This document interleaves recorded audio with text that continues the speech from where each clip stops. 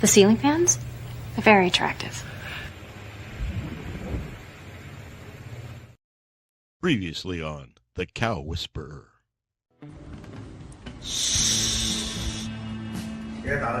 Hello. It's okay.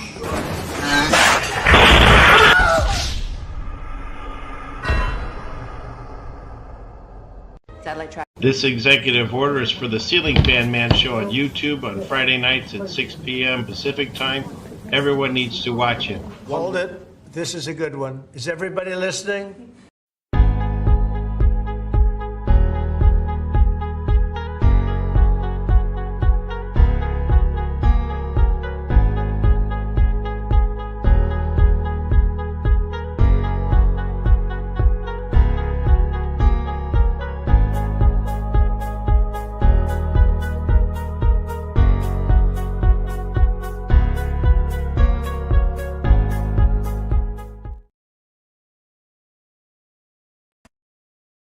The Incredible Hulk will not be presented this evening.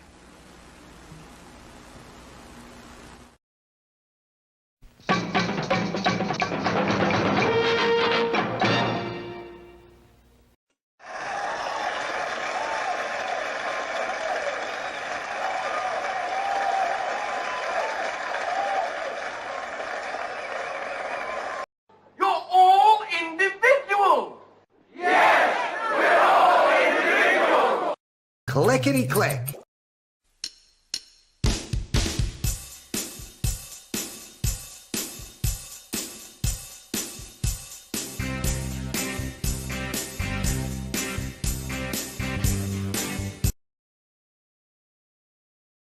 Crank up the music. Keep an eye on the back. This presentation is provided to you to amuse or entertain and not to conform or inform. The content on this channel should not be used to replace professional, financial, medical, or legal advice. All footage taken and used from public sources falls under the fair use of the Digital Millennial Copyright Act of 1998. Therefore, no breach of privacy or copyright has been committed. This show is substantially sourced, not affiliated with any community, club, fraternity, or gang. Your cat may vary. I say, moo.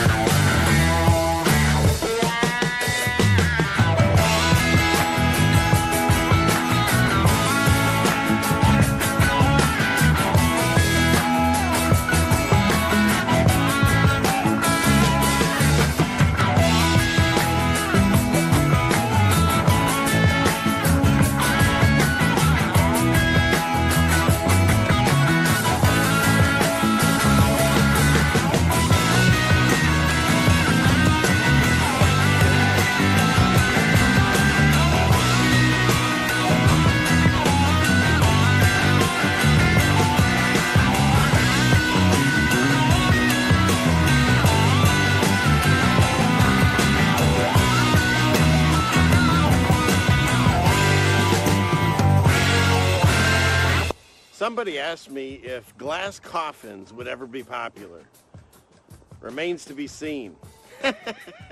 People are just dying to find out.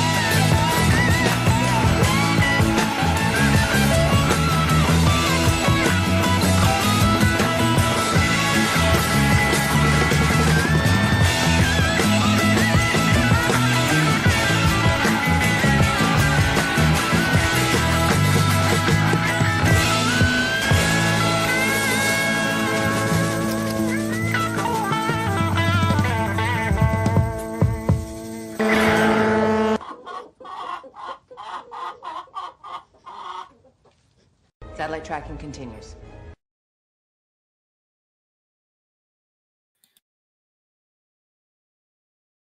Wow. Wow. Hey, everybody. Wow. We get 3 of them. Whoop, whoop. It's Friday night. We made it again. We're on the right side of the grass. We made it through as what JT calls the free bird of YouTube shows. So that's my Opus opening. I'll go over that maybe a little bit because I got a lot of new people. And, but yeah, we made it again. We're on the right side of the grass. So we've accomplished at least that. Let's see. I can see all of you, at least your names or your avatars, but you can't see me. So we got to turn this button on. Clickety click. There it is. Hey, everybody. Good to be seen by you all. Wait, you're over there. Okay. I'll try to focus there and focus here and focus. And if my hair gets out of line, we'll just throw a hat on it. You know, maybe I need a hat tonight. I don't know. That's what your mom used to do, right? But hey, everybody, it's good. I'm glad we're all made it again. And wow, the chat's just flying because there's so many new people. And I know that let me click this button over here a second. Let's see. I've got to fix this real quick. Let's move this. There we go. Yeah, there's all kinds of new people in here, so there's lots of questions and stuff, and including my epic opening. And wow, I've been doing this show for live streaming for about 4 years plus or so, and it's slowly evolved. And in fact, and that song, it's a free song on YouTube. Come get with us, it's called. And I've been using it since well, that's not true. The very first shows I was using a song by a group called the song is called Ceiling Fan in My Spoon by the Lemonheads. And that's what was my original song. And it's a cool song, Ceiling Fan in My Spoon. It's a good song. And but of course I got a copyright strike from Lemonheads. So I stopped using that. I found this song that it sounds like it's a studio recording. It's wonderful because a lot of the songs sounded just like elevator music, and this one definitely doesn't. And so what's funny is I originally had a whole bunch of memes and pictures and stuff, and nothing of me in the opening. And I made that. And then I showed it to my wife, my silent wife, who's out there, because I run things by her. And I would say 95% of the time I take her advice. And the other the other 5%, I think I'm right, maybe 1% of that or 2%. So I showed her the opening and she's like, well, it seems nice, but people want to see you. There's no pictures of you. And so I said, all right, I'll redo it. Because what I used to do before I did this show is I would go around and walk around outside and just do a recording. I wasn't doing live shows at all. And I would put those out whenever I felt like it. And I'd come up with a topic that God put on my heart and I'd walk around and I'd talk about it. And it's an Apple phone and it doesn't connect to my computer to where I can just download really long clips. At least I haven't figured it out still to this day. And so what I could do is if I recorded I think it gave me up to 2 minutes. And if I did a 2-minute clip and then I could email that to myself and then I could get it. And so it just kind of had this natural progression of breaks in between me talking. And that's where I started finding these things and throwing them in. Yep. Yeah, that's true. Yeah. And so that's how that kind of started way back when. And so as the show progressed, then I decided it looked too, I don't know, everyone throws a word around, but narcissistic or so, because it was just all me in the opening. So that I went back and I took videos that I've shot throughout the several years and I inserted those, and that's what you see now. Everything I shot, most of it on this iPhone, is still the same one. And so I don't know, is that an Aries thing or a cheap thing that I just hang on to things way too long? But the videos I use, then that became the opening. But I still had this montage of kind of NASA-lize, rocket ship, all this stuff. And I didn't want to just lose that. So I went back into the free music library of YouTube, and I found my outro song. I mean, I didn't find it. God just threw them at me because they're perfect. I've never heard anything like it. I'm being biased maybe, but not anything is good on the internet. Most people don't even take the time, intro and outro. And so then I put that song, and it fit perfectly. I've even extended it a little bit now, where Sandra Bullock, lets go of the fake space and all that. You've seen it. If you haven't, you can stick around for the end and watch it. And so that became my outro because I had it. And so then what I did is, one of the things, again, my silent wife told me was, like, my very first show, she said I didn't interact with the audience at all. And so I've made a point to, I mean, I haven't done it with y'all yet, but I've made a point to, interact with the audience when I can. And so that was like the basis for the opening. I figured, well, if I'm going to have a long opening, then I'll look through the comments and I'll put you up on screen. And I don't know, for me, it just helps kind of connect this whole family we got going on here, I guess is the only way I could describe it. Because I was in a community, and communities usually, well, at least the one I was in, was no bueno. And so, so that's kind of how all that happened. And that's why, some people, and if you're watching this later, I've had people complain that the intro's too long, but it's kind of funny because if you're not watching it live, you can just fast forward. I mean, that's, everyone has that button on their machines. So, but in any case, that's kind of how that progressed. As far as that goes. And as far as my bizarre name, it's this behind me is the Mariner 9. And I guess you can't see it in this. Maybe if I turn this a little bit. Yeah, there it is. Now I'm going to break the whole camera set up here. Anyways, you see that? It has the light chain in it. They didn't even Photoshop it out because NASA doesn't care, because most of the time nobody's watching or listening. I broke everything just now. Let's see. Stay, more or less. I think that's good. All right. Maybe I need a hat. Well, just, I'm thinking just maybe a little one, just like maybe right here. All right. She says. Okay. So yeah. Oh, and that's also how the joke came about. Because in that song, there's that natural break. And so I can extend that drum solo out or whatever that is, as long as as short as I need to. And then I can put the joke in there. Because the first time it went through, I said, well, I need to put something in here. And so I did a joke, and then I edited it in. And then I realized I can't play the same joke every week. I would hate that. And so then I got into this horrible habit to where I have to find a joke. I have to find a clean joke, and have it somewhat funny, or at least groanly, where you groan, dad jokes mostly. And I have to change that every week. So now I have to re-edit the opening every week. So, I created this system. I have no one to blame but myself, but I just thought in case someone's new that they can kind of get an idea of what's happening. So, okay, let's start off by God bless you, Denise. I have a YouTube member, and here's the other thing I'm doing. I'm trying to come up with, I have my time is so like crazy right now. Gosh, what am I going to do with that? I need a haircut, hon. Oh dear, nothing I can do. Maybe give me a hat. I know. So what I did is I actually have it's my second one.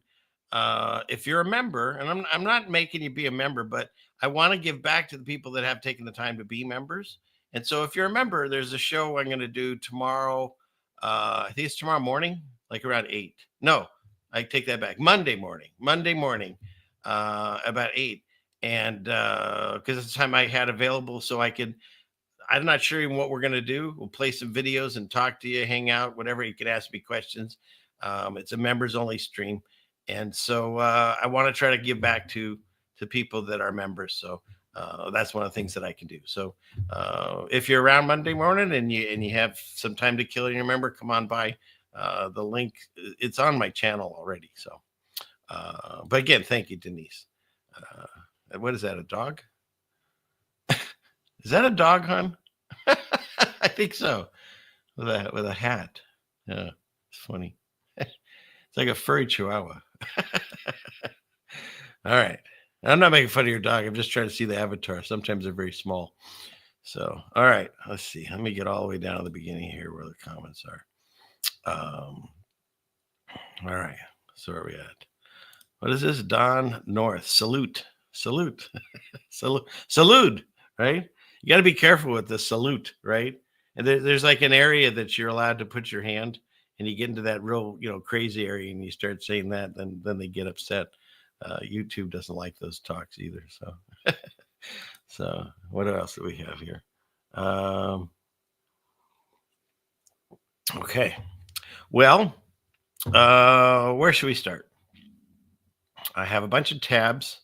Little discussion I was going to have about Paul. I actually did that this video several years ago.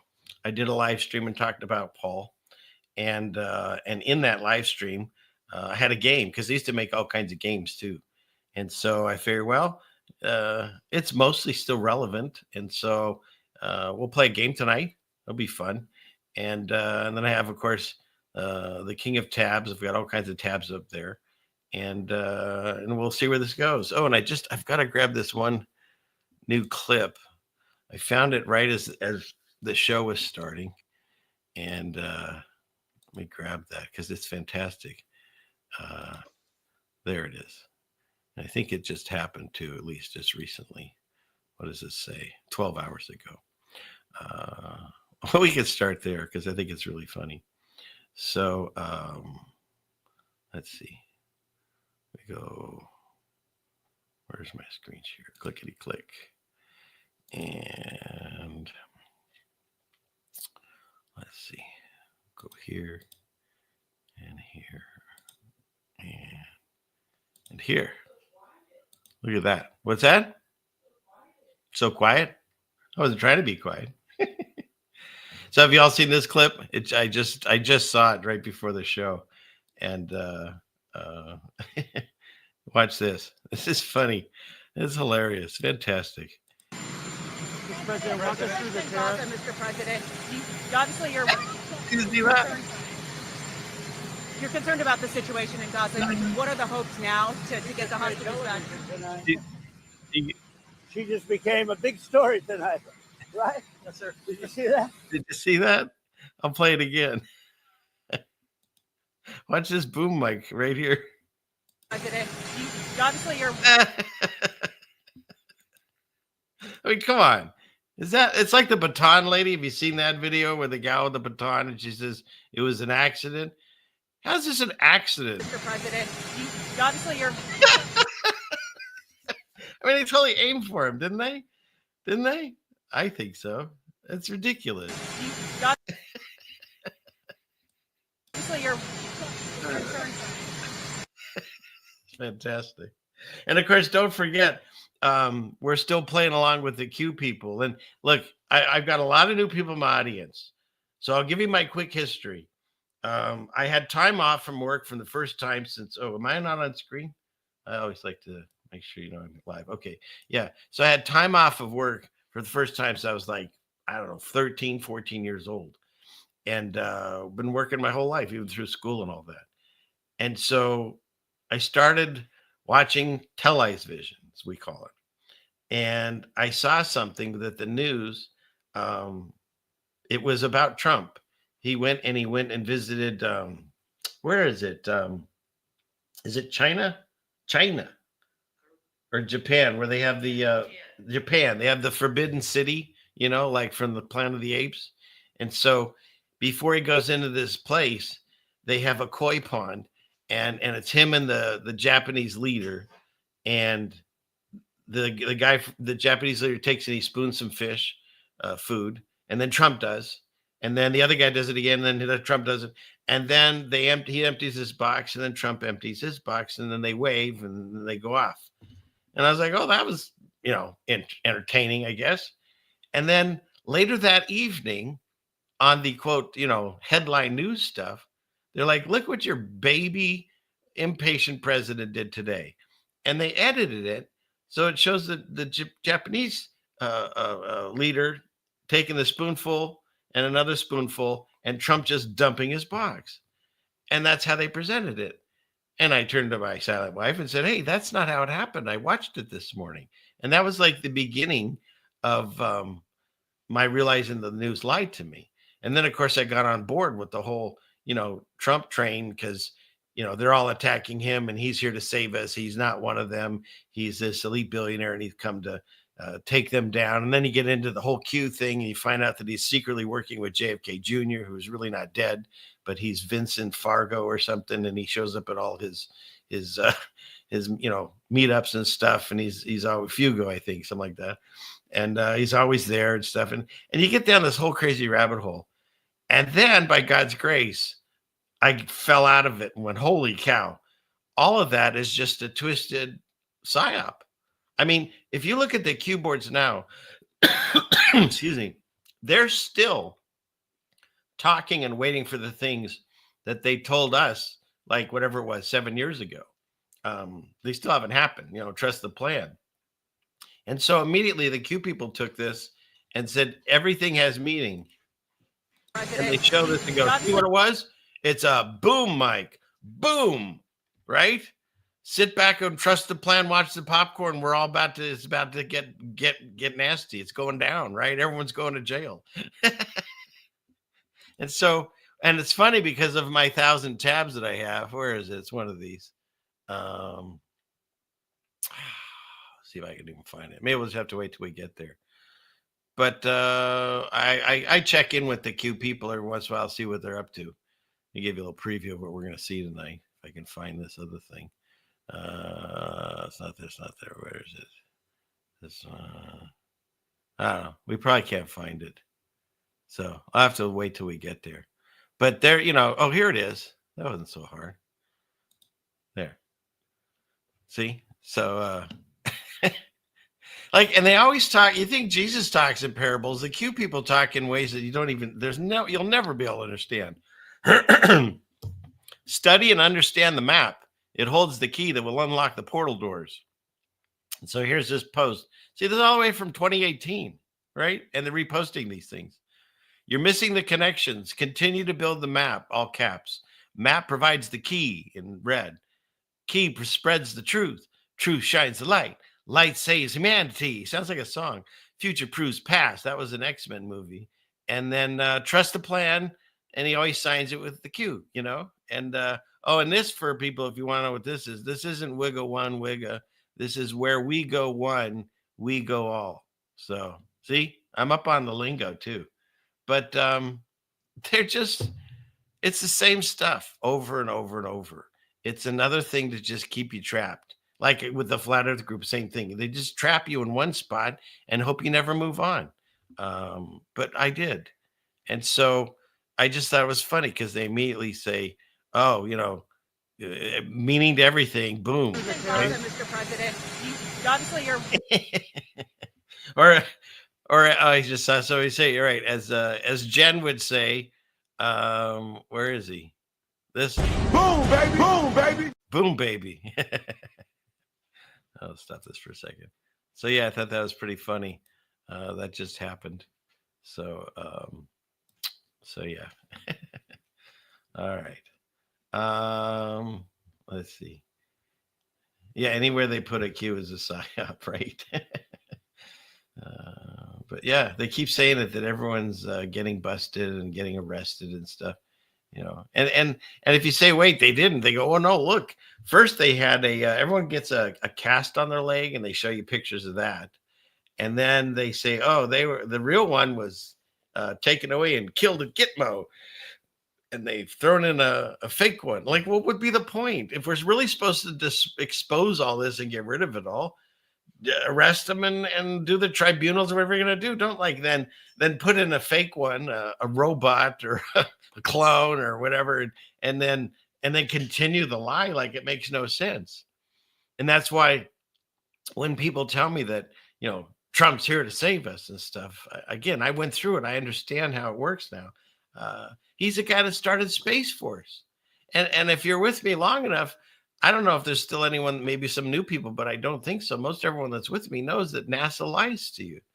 And it's a farce, whatever space is. God says that we're covered by a firmament, waters above and below. So whatever space is, it's not what the NASA's telling you. Although they have bubbles sometimes in their live feeds, which would happen if you're filming in a pool, as they do with a big green screen. Where's my guy? Here he is. That's very true. So, yeah. So the fact that he created Space Force, and don't forget, if you take the logo and you put it upside down, it looks just like a Baphomet, of course. And I joined Space Force and found out that they're not going to space yet. We could watch that maybe later if you're all up for it. I also saw people, they're still deciding whether or not I went to Antarctica, and I think the video speaks for itself. Anyway. So, and may I have more coffee when you get a chance, if you're out there? And a hat. Let's see. Okay. Let's see. Where are we at? Yeah, the sun doesn't move in their video. Or mine. I have two suns in mine. You believe we... Thank you, Mike Jones. Oh. Sweet. Thank you. All right. Yeah, when I first started this show, I would drink beer. And then I watched some of those. They're not up on my channel anymore. But yeah, I got a little loopy at the end there. So plus you put on weight when you drink beer. So that stopped. And now it's coffee and water. And I'm okay with that, So where should we go? Let's get rid of some of these tabs. And then we'll go through. Val wants one with 2 milks and 3 sugars. Yeah, you need to cut down on that. I go to black now. That's weird. I just always have since I moved out here in the Northwest. I don't know. I just didn't take the time. You want your coffee now? If you go to a fancy store, you can get something. But so I need a hat. Yeah. See, Melton says I need a hat. Well, maybe I'll throw a video and I'll put a hat on. Okay. Let's see. We'll go here. Clickety click. And then we'll play the game later on too. Should be fun. Okay. So here we go. I just wanted to show this because today is, not to get everyone hungry, but National Pie Day, 3.14. And they took and they did this visual interpretation of pie. It's pretty cool. And then, it keeps going like an infinite amount. It never touches. And, there's a pattern to everything. There's a pattern to everything in this universe God created. And there's a number system. It's encoded. I mean, it literally is like coding that because we copy everything God does here on earth. So they use coding for computers. And so that's how he did it. But yeah, so I thought that was pretty cool. Visual interpretation of it. So there you go. So happy National Pie Day. I think it just goes on and on and on. And then, of course, not to get everyone hungry, but this person found out that their car has a taco holder. And I always thought I just put my sunglasses in there like an idiot. But no, apparently that's where you put your tacos. And then this person uses his extra cup holder as a burrito holder. So, I don't know. Maybe I got hungry when I was putting these together. I'm not sure. So, and then this, if you're old enough, at least close to my age, which is pretty old, you'd roll the dice on your family's safety and you would take the battery out of the smoke alarm, so you could play your Mattel football. Delete. Yeah, because this is the battery it used. So I totally resonate with this 100%. Oh, Joy, now you want tacos and burritos? Yeah, I know, right? I was afraid that was going to happen. I'm kind of getting hungry now, too. We'll figure this out. So, and then, of course, there's someone in the chat named Donuts. I mean, come on. It's like, and then this, you haven't lived, you've taken a fistful of Flintstone vitamins and then pounded out a 6-minute xylophone solo. Absolutely. Do they wonder if they even sell those anymore? I bet they might not. Okay. And it is effed up that mice don't make holes like this anymore. I mean, what's going on with our mice? They got lazy, right? I mean, if you're going to have a mouse, hopefully you don't, but if you are, they should at least, put some effort into their work like they used to, like their ancestors. But nobody, the old world craftsman is not the same anymore, right? It's like the old world buildings. It's the same thing.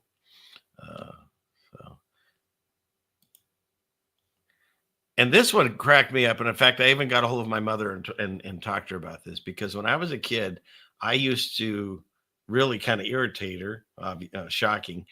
And I would tell her that, why do I have to study so hard and go to school? Why can't I just be a garbage man? And it was just like, no, we'll have no garbage. Meanwhile, this came out. I'm mad at teachers because they told us if you don't do well in school, you're going to be the garbage man. And they never told us the garbage man made more money than them. And I used to say that too. I used to say, hey, they got it. I mean, I don't even know how I knew as a kid what it was. I just knew the name. I said, they got a union, and but no, I was not allowed to. So yeah. Yeah, teachers did tell us so many things that we finding are wrong now. So, and then this cracked me up. The fact that Jack Dorsey got suspended from Twitter, which is the company he started and founded, that Elon he purchased from him. And I also found this article funny because I'm pretty sure that's the guy from Game of Thrones and not Jack Dempsey. But there was a period of time Jack Dempsey, I think, looked just like it. So, and what is that guy's name? I can't think of it. I just know him as the Game of Thrones guy. The height challenge to Game of Thrones guy. And Peter Dinklage. And he got famous again too, because there's this movie coming out. It's already deemed the most hated movie of all time, and it hasn't even come out. Peter Dinklage. Oh, Cold 450, right? It's this new Snow White, and they wanted to make it, of course, PCDI. What is it? Diversify, whatever that is. And so they put out a pre-issue clip where the 7 dwarves were not dwarves. They were complete full-grown men, and whatever. And they had all these different races and stuff and sizes and whatever. And he came out and he was pissed off, and rightly so. He's like, look, there's so few roles for little people, whatever, shorter people, whatever he says. He's allowed to say it. I don't know I don't want to get in trouble, but for height challenged people, there's so few roles. To think that the movie Snow White and the 7 Dwarfs, and you don't hire anyone that's height challenged, was an offense. And they got so much backlash that they killed that. They reshot it, and they put in CGI munchkins, or not. That's the Wizard of Oz, but they put in CGI dwarfs, and they're not even good CGI. They're like when they remove Superman's mustache kind of CGI. I'm geeking out too far for some people, but they're scary looking and just gross. And so they got backlash from that. And then, of course, the lead actress, she's extremely vocal on all her, agendas. And so that's not helping them. And the clips that they've put out, they get more downvotes than anything on the clips of them. And including the fact that there is no like Prince Charming saving Snow White. She's, she's now like all women now in movies are like superheroes. And so she's a superhero and going to take care of business on her own with all her little creepy CGI. And it's just getting panned and ruined and stuff. So it's interesting to see when it finally comes out. But yeah. And we call them vertically challenged, Wendy. Okay, maybe. I'm not. Like I said, I'm not sure up on all the numbers, but yeah, yeah. And I just think it's so funny that that this movie is so panned and hated. It hasn't even come out yet. So, but yeah, he was in the middle of that. Jack Dorsey. No, that's not Jack Dorsey. Pretty sure. Okay, and then this one, I just love the internet. Can someone please explain why there's a dog on this plane? And then the first response is from the exact same picture, dog on a plane. Mind your business. I paid for my ticket. Yes, Hollywood is completely satanic. They probably always were. They just the veil has come off like everything else, and we're seeing it way more now, Dan. Yeah. So yeah. Mind your own business and pay for my ticket. Okay. All right, what's next? And this, my goodness, I don't know where this came from. It showed up on my feed and it took me back because when you were a kid growing up, so Saturday was it. Saturday morning cartoons was the bomb. I mean, you woke up it was your day off from school, but you got up by like 7 because they started rolling them out. They got early and earlier, but usually by 8 is when the good ones started. And everything was there. And unfortunately, there was only 3 channels at the time. And unfortunately, there was usually something you wanted to watch on 1 or 2 or all 3 of them. And there was no recordings back then. There was no like repeating of a show. You can't go back and watch it on your own. So if you missed it, you missed it. So most of the time what you got really good at was the remote control. And when your show went to commercial, you flipped to the other one and caught some of that, but then you'd forget you were watching the other one, and then you went back, and then you missed some. On Sunday, there was 2 things. There was football, and that was mostly like what my dad would watch. But then there was all these other weird quote sports, like they had bowling, and it was like middle-aged men that were sometimes overweight. And they were eating or drinking and smoking while they did this sport. It was a televised sport. It was pretty wild. But the craziest thing was this, and it was called the Roller Derby League. And if you're not familiar with this, you sure missed out. Because I remember asking my father, like, what are the rules of this game and stuff? And he had no idea either. And so what you end up doing is you'd put it on for a few minutes and go, I don't understand what I'm watching. And then you change and go do something outside or whatever. But and I had to look this up because until just this week, I didn't know what the rules were. But it goes like this. You got one person, I forget what the names are, but one person is the point scorer. And the object of this person is to go around the rink and pass the opposing team. And every team member that person passes is a point for this person's team. And of course, the other team has their point person too, that's going the opposite way and trying to pass. Everyone else besides those 2 people on the thing are just there to knock you down, and not in nice ways. Like it's you thought it's like before wrestling, you had this. I don't know, maybe wrestling was still going on at the same time. But it starts out pretty, simplistic. And then all of a sudden you get to WWE stuff. I mean, look at this move.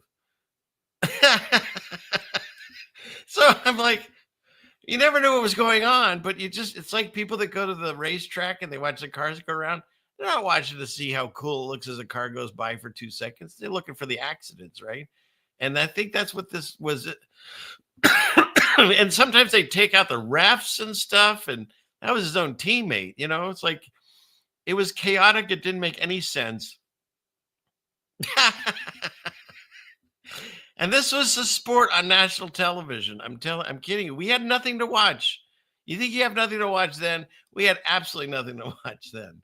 So yeah, Dan, it was brutal, wasn't it? What was it? The flying 8-wheel drop kick. Yeah, exactly, Marcus. So I don't understand. To this day, I still don't understand. It's just the theater of it. The dance moves are incredible. I mean, look at that. So The only thing I didn't see in this clip, but I didn't look for it, was the number 33. So maybe they weren't doing that as obvious back then. But yeah, it's pretty wild. I don't know. I think I like that second one the best, but this one is my second favorite. Is that one? Pretty wild. Fun times, right? So yeah, I just anybody that's old enough to remember this, it was pretty intense. So all right, just take y'all back for a second there, but and this was interesting because again, someone says something and you go, huh, never thought of it that way. They said, I finally realized that people are prisoners of their own phones. That's why they're called cell phones. You get it? Where's my guy?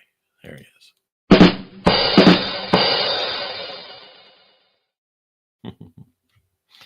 So, and we're all guilty of it. I mean, that's the whole thing. How do you keep someone a slave? Is you make them think that they're free. But and they made us.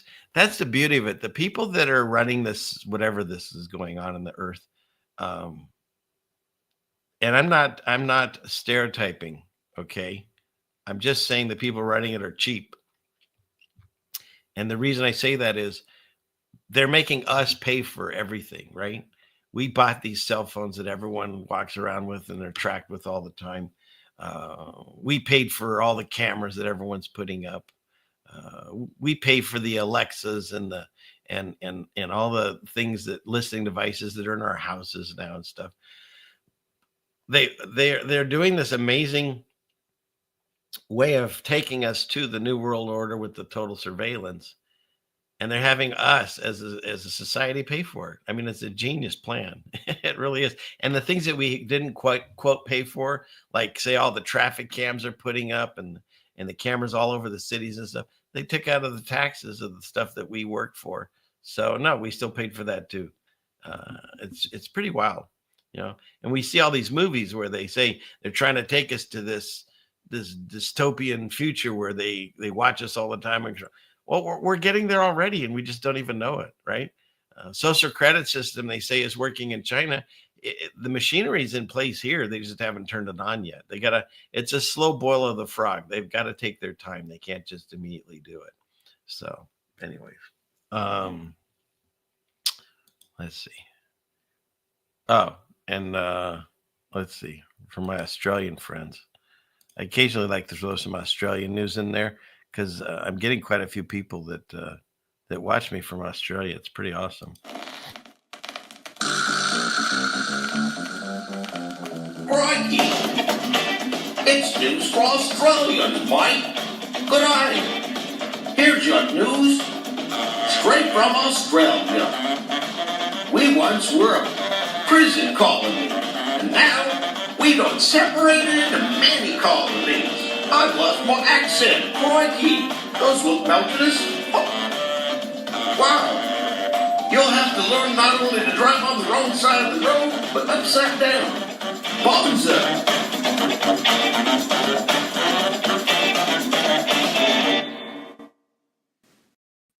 All right. So they say everything in Australia is going to kill you. And then this showed up. This guy's saying don't swim on Australian beaches. There's all of these people, yet there's like nobody swimming in the ocean. Well, let me show you.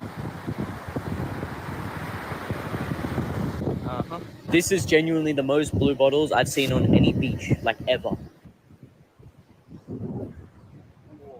You want to know what the worst part of it is? The water is absolutely beautiful, but you never know what could be under here. How come? And if you don't know what a blue bottle is, I looked it up. It's a stingray, like dangerous. I don't know if they can kill you, but pretty much everything Australia can. So yeah, you don't mess with the blue bottles. Just so you know. Let's see if I think somebody showed them. I don't know. Yeah, here they are. These kind of things. So no bueno. It says getting stung is a rite of passage. But yeah. Anyways, so there's that.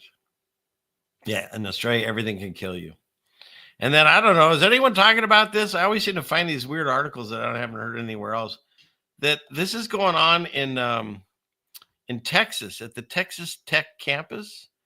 There's multiple fires underground. Green plane. Is that the Green Lantern? When it's steam down there, what is it? Look at this thing. It's wild.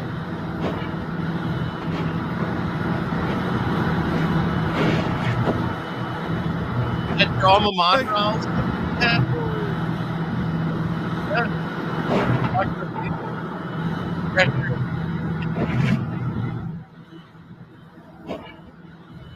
I don't know what that, but yeah. So there we go. Something's going on there, and nobody's talking about it. I'm talking about it in my hat. You like the hat? Okay, let's see. You know, there was a long time ago, I used to be guest on everyone's shows before I started my own live streams. And I was on these shows with the two guys that pretended to be cowboys. So I had a cowboy hat. I'd wear that. And then I got rid of them and the hat. Now, the other news is Joe Biden apparently didn't sign anything. And I wanted to bring this one up because it was one of the last things that I showed before, he bowed out. He's been working in government for over 50 years, and he doesn't know how to sign these things. And it's really funny. Establishment of the Highlands National Monument. Here we go. Here we go. Here we go. I know, Santino, I'm trying, the day of, in this hand, you'll fill in the dates here, guys? It's like, but this is part of this whole psyop that we have now. They made him like the most incompetent, whether you were for or against Biden, doesn't matter. They made him seem senile, incompetent. I mean, it got so fun. I actually have said, and I'll say it again. Here, let me find this one. I miss this guy because you didn't have to make any jokes. He did it for you. Let's see, Biden. I think this is my favorite moment he did. And yeah, there's so many. Okay.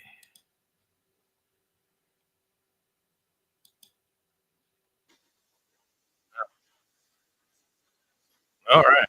That's a commercial.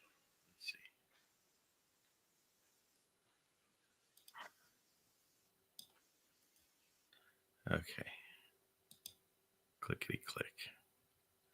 We'll get you here. Yeah, there's so many to choose from, but this easily by far is my favorite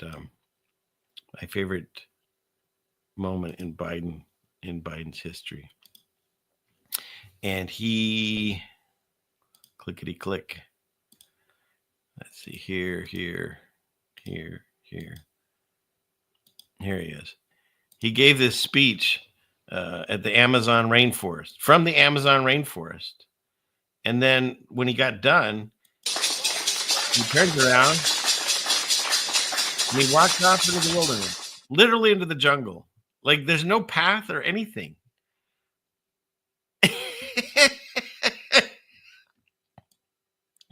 He just goes away.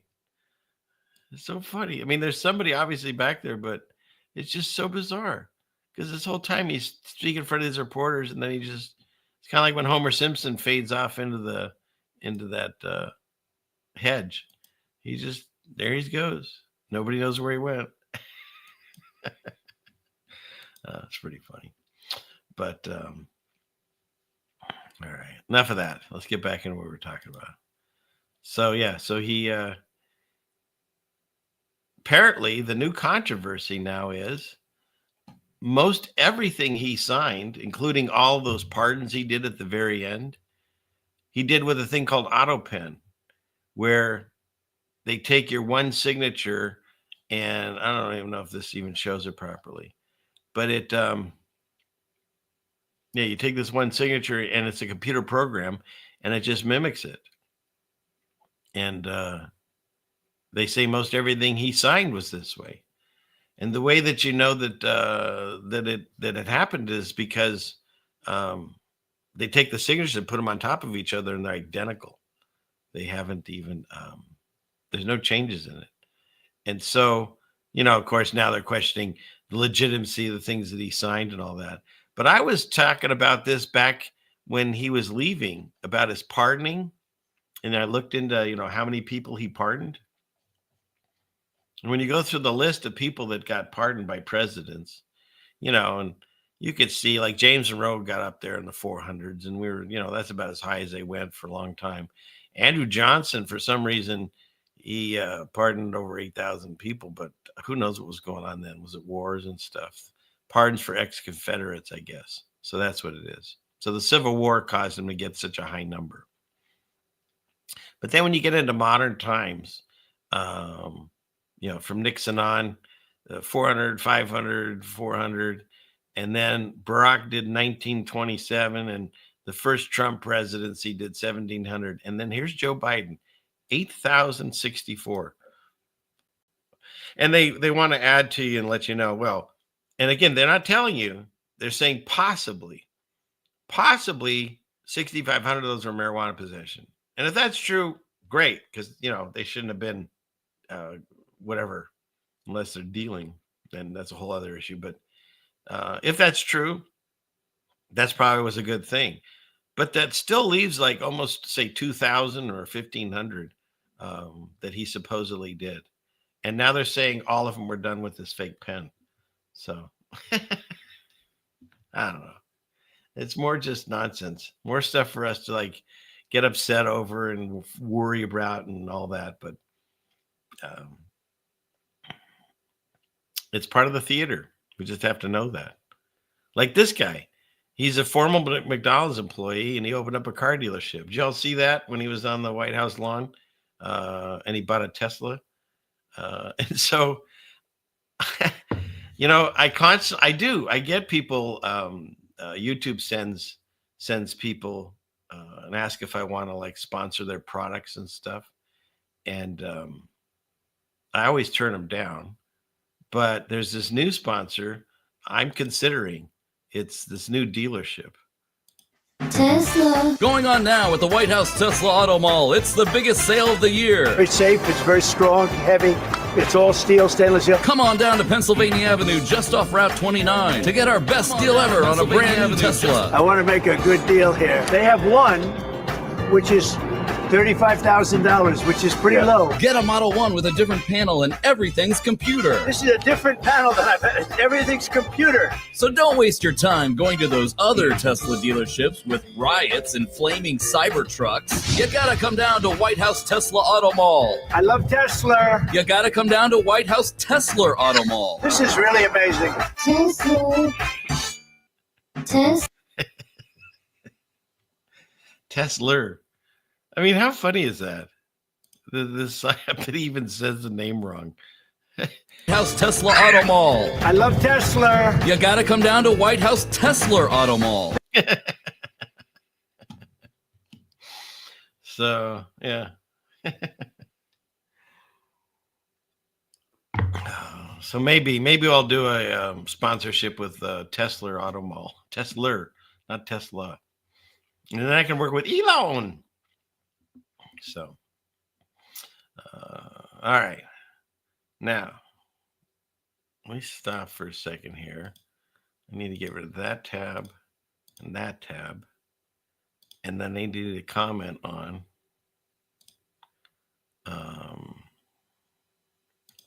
where are we here?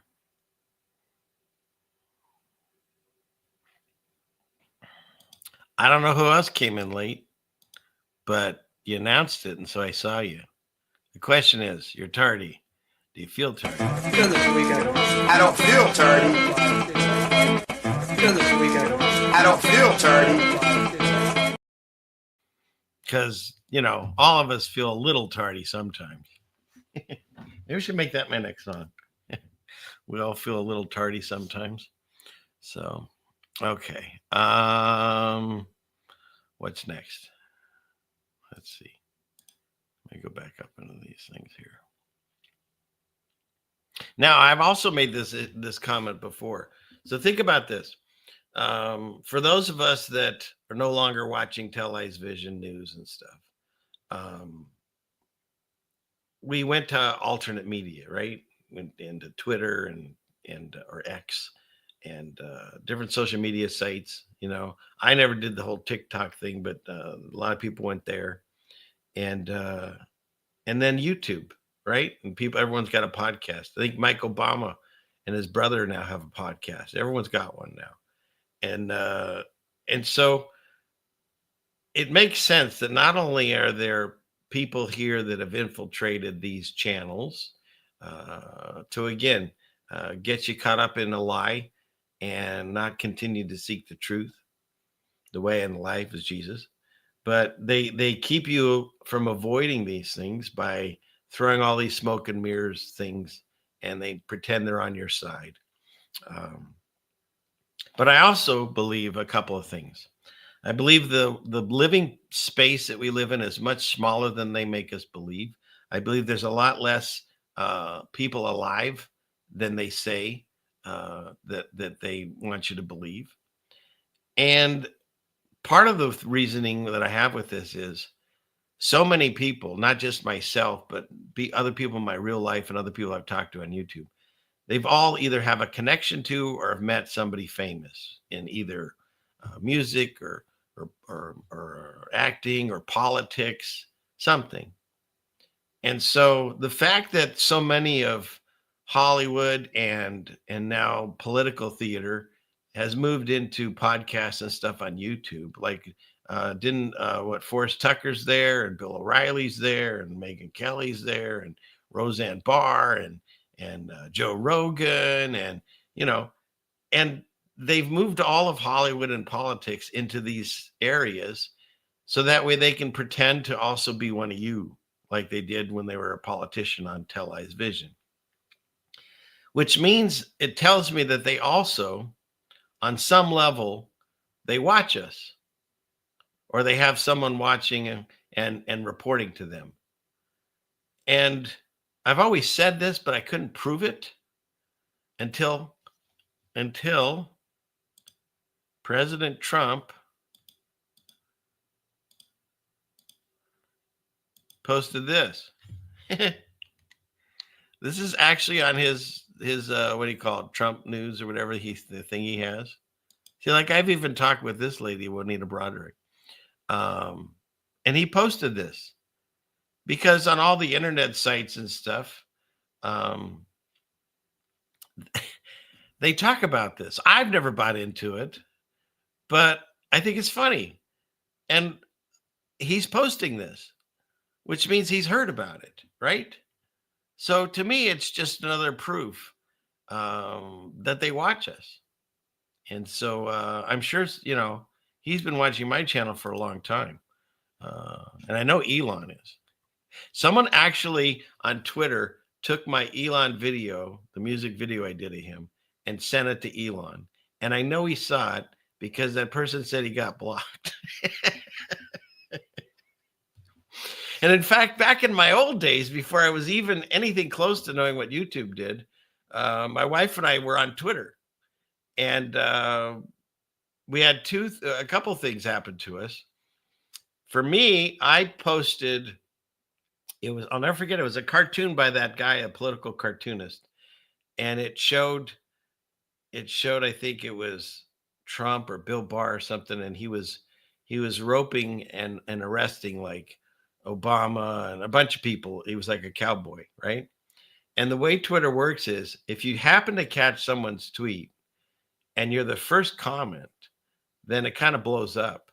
And Michael Obama posted something, and I was the first comment, and I put that cartoon up, and it blew up. And I was like, wow, look, look how many people have viewed this and commented and stuff, you know?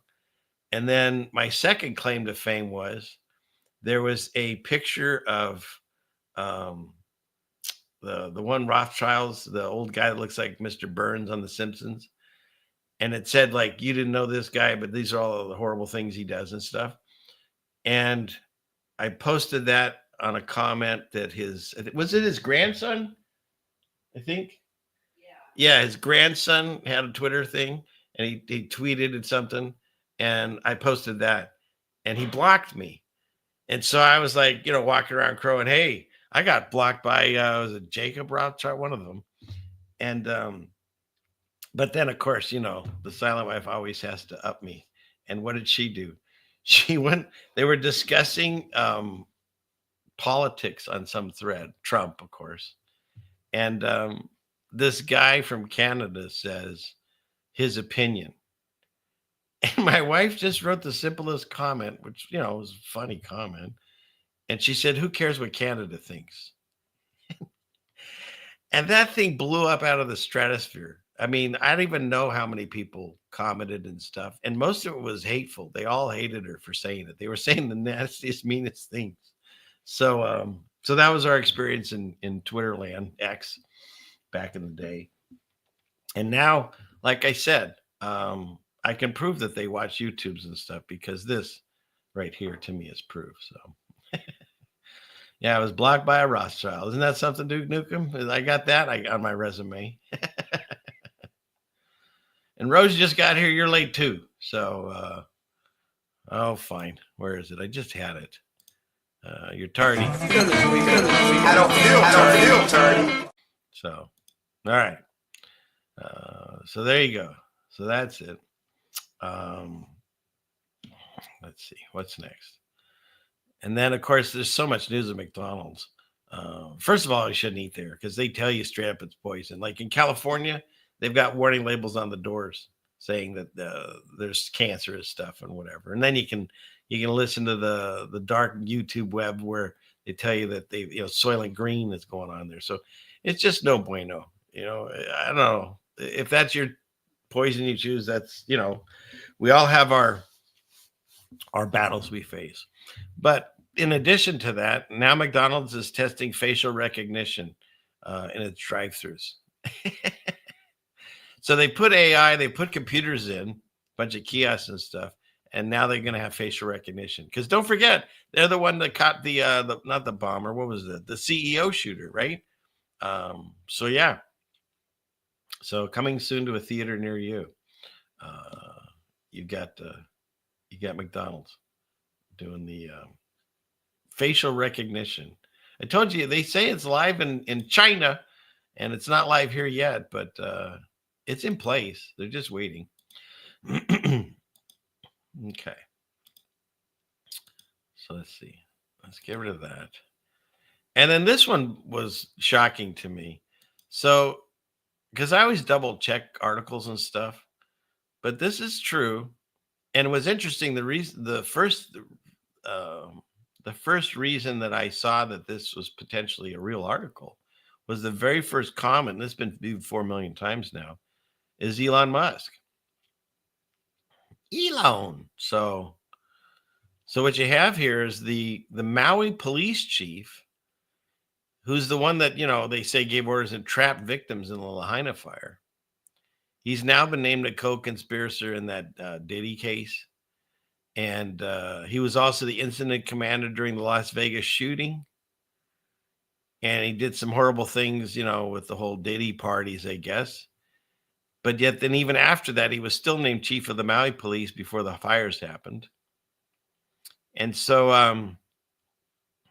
yeah, it's pretty wild. And again, they expose this stuff all the time. Like whatever happened to the Epstein list, right? Those are still coming out, aren't they? Where is that one? Right? We're going to get the Epstein list soon. We're going to see everybody that was hanging out with Epstein. Right? Sure. Any day now. It's the most transparent president in the history of the United States. He said that. So this should be coming out soon. We'll find out who is really friends with him because we know Trump wasn't. He threw him out of his casino or whatever. He flew his plane, but only to get rides, right? I mean, these are all the things that people have to like. I mean, I did it for a time. Thought that he was the billionaire to save us from all the horrible, disgusting other billionaires. But yeah, we still haven't seen that list. And we've seen him buddy and party, not just with this guy, but also with Diddy and also with the Obamas at the funeral just recently. They're having a good old time. They hang out together. They have more in common with themselves than they ever will with us. That's just the way it is. So you had the completely incompetent president to make everyone think, oh my gosh, we need a change regardless. Even the people that hated Trump said anybody. And that, well, obviously not anybody, because there was Kamala. I never know how to say her name. She didn't make it. But again, don't forget, they're selected. They're not elected. And so they wanted to make it look so ridiculous that people were like, yeah, we'll try Trump again. But then, you got, now he's saying Ireland is taking advantage of the United States. But the problem that what I heard in this was, listen to this. I didn't know this. At least this is what he's saying. Or let's say they weren't business people, but they didn't have a clue what was happening. And all of a sudden, Ireland has, our pharmaceutical companies and this beautiful island of. So Ireland is running our pharmaceutical companies, according to President Trump. So that was interesting. And so what did we do? In order to fight back, we imposed tariffs and sent them Rosie O'Donnell, right? I think they're most upset about that. But yeah, Ireland is imposing 125% tariff on all U.S. imported goods until we agree to take back Rosie. It ain't happening. What is this, Duke Nukem? Have I seen the Candace thing? No, I don't know. I know Candace Owens, but she's part of the club too. She's just there to make you think that she's not part of the club, but she is. And yeah, Jay, it's a big club and we ain't in it. It's the way it is. So, yeah. All right. And then looks like Trisha Clark is making more connections. Thank you, Trish. She named off so many channels and people's names and stuff. My head's still spinning. I don't know. But yeah, anybody that is talking truth and connects it to Jesus and connects it to the short season, we're getting more of a groundswell. There seems to be a lot more of us, but it was very, very small amounts at that point. But it's wonderful to grow, and so hopefully we can all do it together and ride the bus. Honk honk. See, that's a new one for me. I'm on board with it. I get it, but that's kind of funny. The whole honk honk thing. I said, what is going on in my chat? Okay. And see, this guy gets it. I know they're all puppets. He's a puppet too. Which puppet is this? This is the Venezuelan president, basically saying what we already know. I was told exactly what to do with the devil. What does he say? The diabolical symbols that used by Elon Musk. Where is it? Yeah, check out his profile. I've talked about this. He wore the Baphomet suit with upside down cross and Baphomet and stuff. The satanic cults are of U.S. power. He had that as his profile for over a year. And I've shown you all the things, the satanic stuff his mom does, it looks like. So they're just telling us. Satanic cults like fascism, this one who attacked our country, it's a spiritual fight between good and evil, and between hate, lies, hoax, fascism. I'm on board with all this. And he talks about the occultism behind the small mustache guy. And so, yeah, but right here is your truth. It's a spiritual fight between good and evil. That's it right there. Because that's what's happening. And that's how I came about to understanding the world, the real world, God's earth, is that no matter what I looked into on a YouTube stream, whether it was lizard people in Antarctica, and I know I've been there, and or the lies of the news, or anything, whatever you were looking into, Mandela effect, because I could go over that with you too. But whatever I was looking into, they always ended up with this idea of good versus evil, God versus Satan. And again, I've told this, but for those who don't know, I grew up Jewish, and we were taught Jesus was a prophet, nothing exciting, and the Bible, no point in reading. And so I stayed away from it my entire life.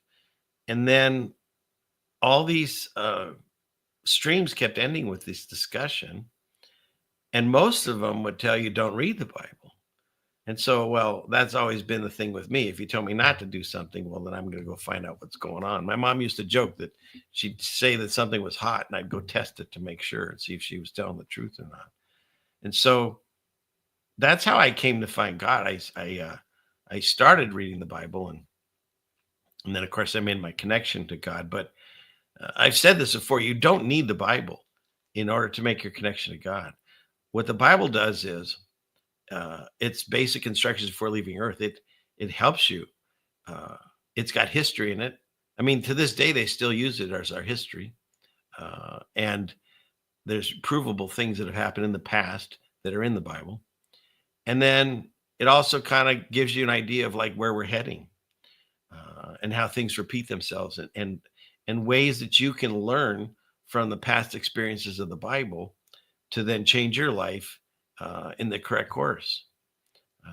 And I find it interesting because it really is the only record we have that goes back that far.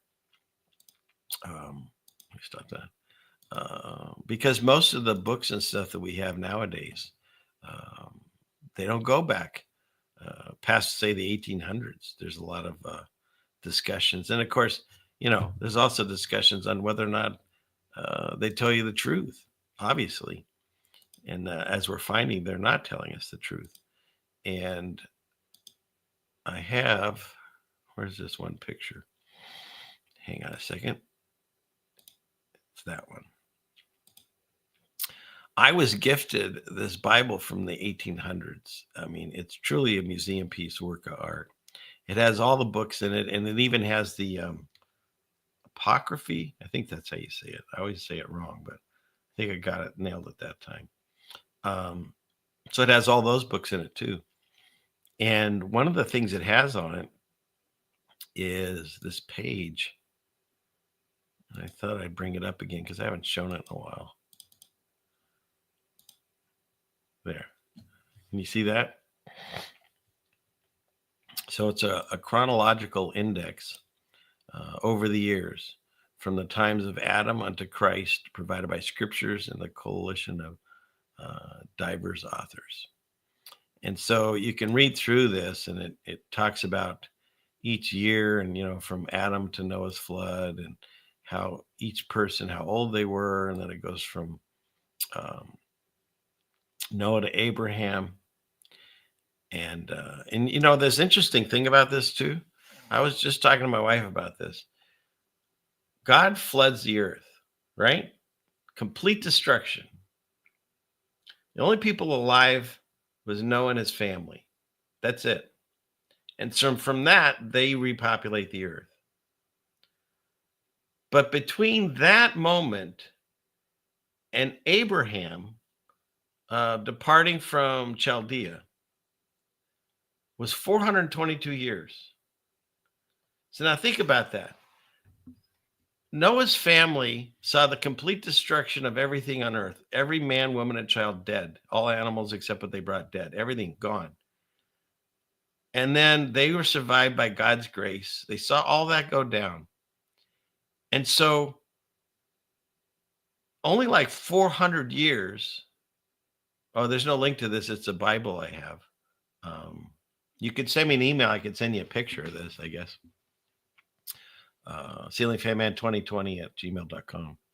It's, I don't know, there's a picture of the outside of the Bible on this one, but it's this really old book that I've screenshot a lot of the drawings and writings and stuff, because it's pretty amazing. Like this one, this scene from Babylon with the Tower of Babel and some kind of ziggurat.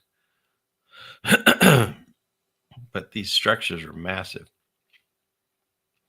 And so there's all kinds of pictures here, but I'm losing my thread where I was. Let me go back. Clickety click. Where is it? Here it is. No. There. But here's the wild thing. There was only 422 years between complete destruction that Noah's family saw and Abraham being 70 years old. And at this time, they talk about what was going on. And Abraham was like the only person I remember that God called his friend. And why did he do that? Because he was the only person that still understood God, talked to him, knew who he was, and followed his ways. Like the entire population, again, had forgotten God. Now, how's that possible? Because people stopped teaching it. People stopped teaching the stories.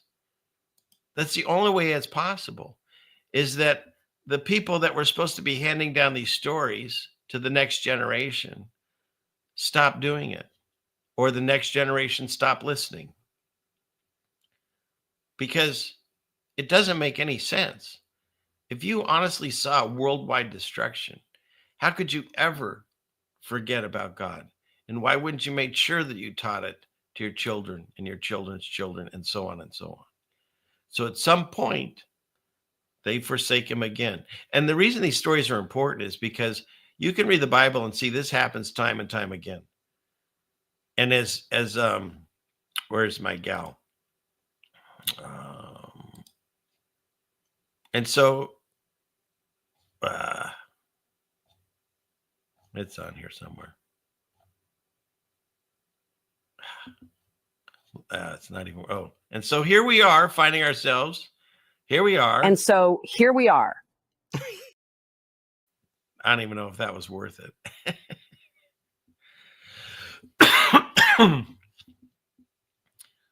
And so here we are finding ourselves again in the same situation. I find it interesting. A lot of people have said, and there's some famous person that said it, is that the greatest trick of the devil was to make you think he didn't exist. But see, I think that's a psyop also. I think that's a trick also. Because everyone can agree that evil exists. I mean, just turn on the televised vision and the news will show you there's evil in the world. That's all they like to report on. So evil exists. Everyone believes in the devil. There's Lucifer on TV. One of my favorite shows that I used to watch, Supernatural, I stopped watching it because all the heroes of the show became Aleister Crowley was a hero. Some queen witch was a hero. And then Lucifer shows up and he's helpful. And his son is helpful. And God checks out in that show. It's like, and at some point I just knew I'm not supposed to be watching this because it was getting irritating to me to watch. That's what the Holy Spirit does. It changes your heart. And I just couldn't watch it anymore. I love that show. There's still some fun episodes of that. But that's what they do. They get you attracted to a show, and it's propaganda. It comes over its programming. And look up the patent for the TV if you haven't done that yet. It shows stuff going into you and reprogramming it. They say it in the patent with the actual visual of it. Just look it up, you'll find it. And so they get you connected to something because it's entertaining. But the reason they have those people in charge of those positions to be entertaining is they're good at it.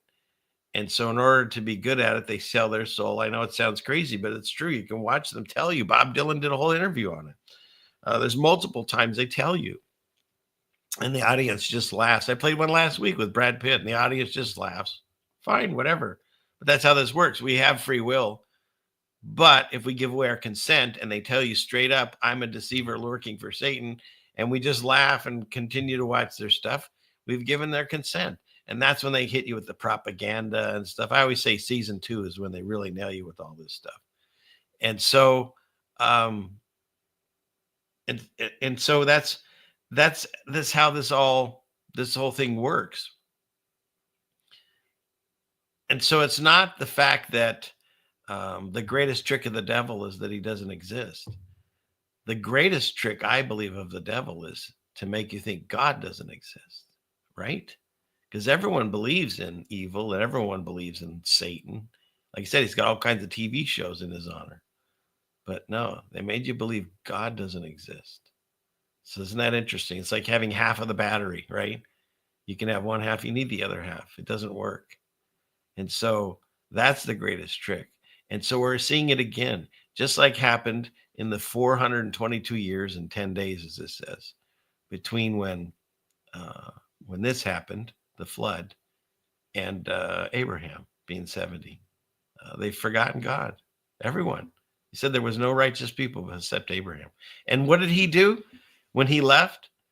He moved into Noah's house. And that's where he stayed for a while. He lived with Noah. Because if you read the book of Jasher, it fills in some of these holes of the Bible. Kind of you don't know what happened. And he and this is a theme that reoccurs in the Bible. When Moses is born, they try to find him and kill him, and so they hide him away. When Jesus is born, they try to find him and kill him, and they hide him away. And when Abraham was born, they try to find him and kill him, and they hide him away, and he's at Noah's house. It was the only other people that are righteous. It's amazing how quickly we forget. So, having said that, I thought this was interesting. So if you go to the end of this, because, we always like to jump to the ending, it talks about how many years it's been. Now, don't forget, the calendar's messed up and changed. We get that. So I don't know how exactly accurate this is.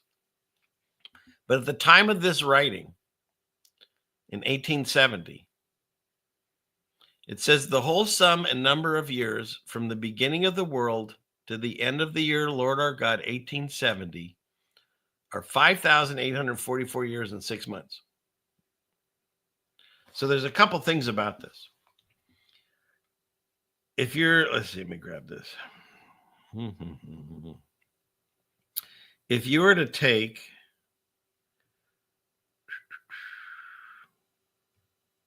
the year 1870 and subtract it from the current year we find ourselves at, 2025, or so they say,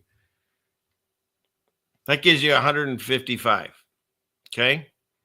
Now, if I take 155 and I add it to what they're saying on the screen there, 5844,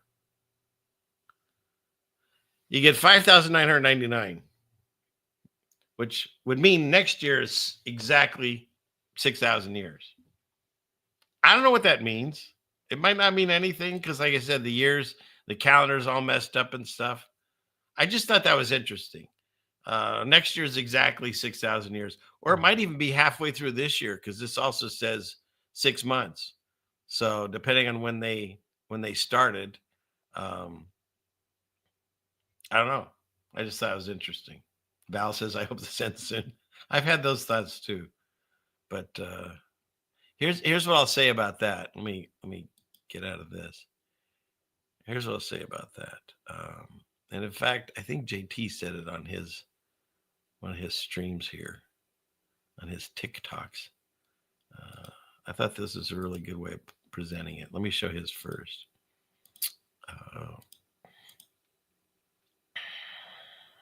Where is he? There he is. Because we've all felt that. I mean, God says in the end times, which definitely we find ourselves in, the saints get worn out. And I used to think, the saints, they're special people set aside. Well, yeah, we're set aside by God. But anybody that's speaking the truth and trying to tell you about the lies of the world and the truth in Jesus, those are the saints. I mean, we might not be as showy as the ones that walked around during, Jesus's day, but that's what we're doing. We're doing that. And so what he says here, I found very poignant. Y'all, I got something to say. I normally don't get on here to correct people's doctrines, but the pre-trib rapture stuff is nauseating. It's gross and it's unbiblical. Now, I've seen multiple videos recently where people are saying that, they got the red heifer, so the rapture is about to happen. So now the rabbis say they don't have the red heifers potentially. So now the rapture is still going to happen, though. It doesn't matter. It doesn't matter because this is an itching ear doctrine, but it's really gross at its core because what these people are doing, they're gleefully hoping for the day of the Lord, which Amos tells us not to. Woe to those who desire the day of the Lord, because it's a day of darkness and not light. We are not being light when we are wishing judgment upon this world. And when you're in a pre-trib rapture mindset, well, I'm going to be gone, so who cares? Who cares about all the death of men, women, and children? You know, think about the story of when John and James wanted to call down fire upon a city, and Jesus rebuked them and said, you know not what spirit you're of. I came to the world to save it, not to destroy it. We are supposed to be his representatives. We want people to repent. We do not want judgment on this place. Judge not, lest you be judged. You know. And by the way, I feel like a TikTok guy now. I'm like shaking my head and pointing to the screen, but that's been changed. For those of us playing along with the Mandela effect, I can show you that. I've shown it on my book in my Bible, but it now says, judge not lest you be not judged. It doesn't make sense, but anyways, I digress. Let's listen to what he has to say. To repent. We do not want judgment on this place. Judge not lest you be judged. You know, think about the story of Abraham and Sodom and Gomorrah. So when the Lord told Abraham he was going to destroy that place, Abraham was grieved. He was saying, if there's 50 righteous men, will you save this place? If there's 45, is there 30? If there's 20, if there's 10, and the Lord says, if there's 10 righteous men, I will not judge this place. And that's an example for us. How many righteous men and women are still here? Do you want judgment to come upon this place? I don't. And if you do, are you really making this place better? Guys, really think about it at its core. Is this of God? Is this biblical? The answer is no. And thank you, JT. And I appreciate this because I'm the same way. Again, I'm worn out. There's a lot of times that I feel like, man, I just wish this would be over soon. But don't forget, part of what makes you strengthens your faith and your knowledge, your wisdom, is patience. It's biblically written. And so the world has lost its patience and its mind, but we have to be patient, even if it's driving us crazy. And so what can you do about that? Well, these shows and these chats and stuff, that helps. It definitely does. But you also take it to God. If you're not, do that. Read the Bible. And it was interesting. I heard JT on another show recently saying he started rereading the Bible in Psalms. And when I first started reading the Bible, one of the things I would do is I would go to Psalms or Proverbs. Because if you're feeling depressed or down or something, I don't know how this works. God works it out for you, but you can just open it up to one of those and you're going to find something in it that, for me anyways, it helped me. It resonated with me and it lifted my spirits. That's why they call it the living word. And so those are the things you can do, and to be patient. I know we all want it to, be over and be done with this satanic world that we live in, and none of us want to see it get any worse. I truly believe that's why so many people that the church is teaching about rapture and stuff is because they don't want to be here when the trouble starts. But see, that's not biblical either, because the writings of John says that that he's going to be here in tribulation, and also Paul's writings. They all say that we should be reveling and reveling in tribulation. I mean, Jesus went through not just death on the cross, but tortured before that. And he tells us if we do his walk, it's going to be difficult. A lot of people in your real life are going to turn from you. He said they hated him first. And so that right there is hard enough. I've lost people in my real life that, aren't talking to me, and by God's grace, I'll see them again soon. But until then, yeah, it hurts. And so, but he put this in my heart to do this. I can't explain it, but the more information I got, the more I needed to start a channel and start talking about it. And from there, the progression went to, I started talking about the Bible as I was reading it. And then I told my wife one day, I said, I need to start talking about Jesus. It got important to me.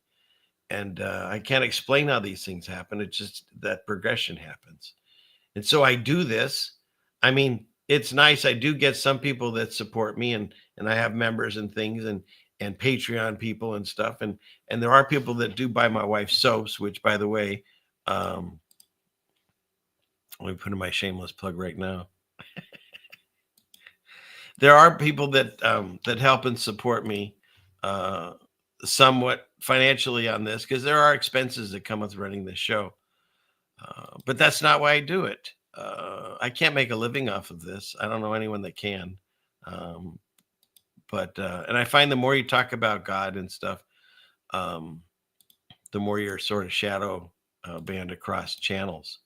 But here's her soap store if you want some natural soaps. And by the way, the people that ordered soap last week, she was out of, I think it was this clay that she uses, glacier clay and stuff.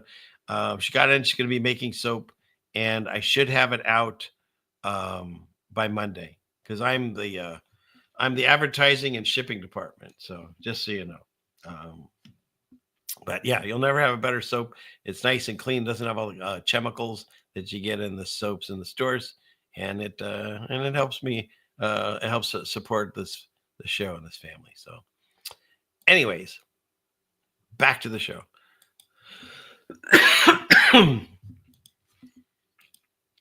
God put this in my heart to do this, and so I'm going to keep doing it, because there's that thing. We're all going to have to justify our life someday. And I don't want to stand in front of God and have, or maybe, with my head down to the ground, because I'm sure, I don't know, legs will probably be weak standing there. But, and he says, hey, I gave you this, whatever this is, talent wise, I gave you this voice to be entertaining and to discuss things and the knowledge, and you chose not to. What was more important? Binging Netflix or Amazon Prime or something. What was more important than what I asked you to do? Because he did. I mean, that's the only reason I do this, is I feel this calling to it. So that's why I say that one of the things that we have to learn is patience, because God was patient. I know he was patient with me. He's still patient. I know there's times when I'll do something and he's up there with his head in his hand, just doing one of these, he's been patient. The fact that I didn't even know he existed until, I was in my 50s. Right. So that's something we need to learn. We have to learn patience. Now, it doesn't mean you can't get exasperated. I mean, if you go back in history, Jesus said, how long must I suffer them? I think Moses was actually the first anti-Semite, because he was crying out to God saying, I can't take these people anymore, right? But and don't forget, even God did it. God couldn't walk with us, right? He walked with us for a period of time, and then he's just like, you know what? I can't. I'm going to leave an angel here. And yeah, so it's like we've done this throughout history. But the one amazing thing, they talk about God. They'll talk about God's love, but they'll talk about his punishments and his anger and his jealousy and all that. But we have to remember that more than anything, he's patient, because he knows we're going to screw up, and he's patiently waiting for us to figure it out. So, and I wanted to thank Melanie. God bless you. We've got, where'd it go? I thought it was up there. Where'd it go? There it is. Thank you. So 5 more new members. And like I said, I got a Monday morning show that I'll do. Not even sure we're going to do there, but we'll hang out there. And it's my appreciation show for members. So thank you for that. Thank you so much. Okay.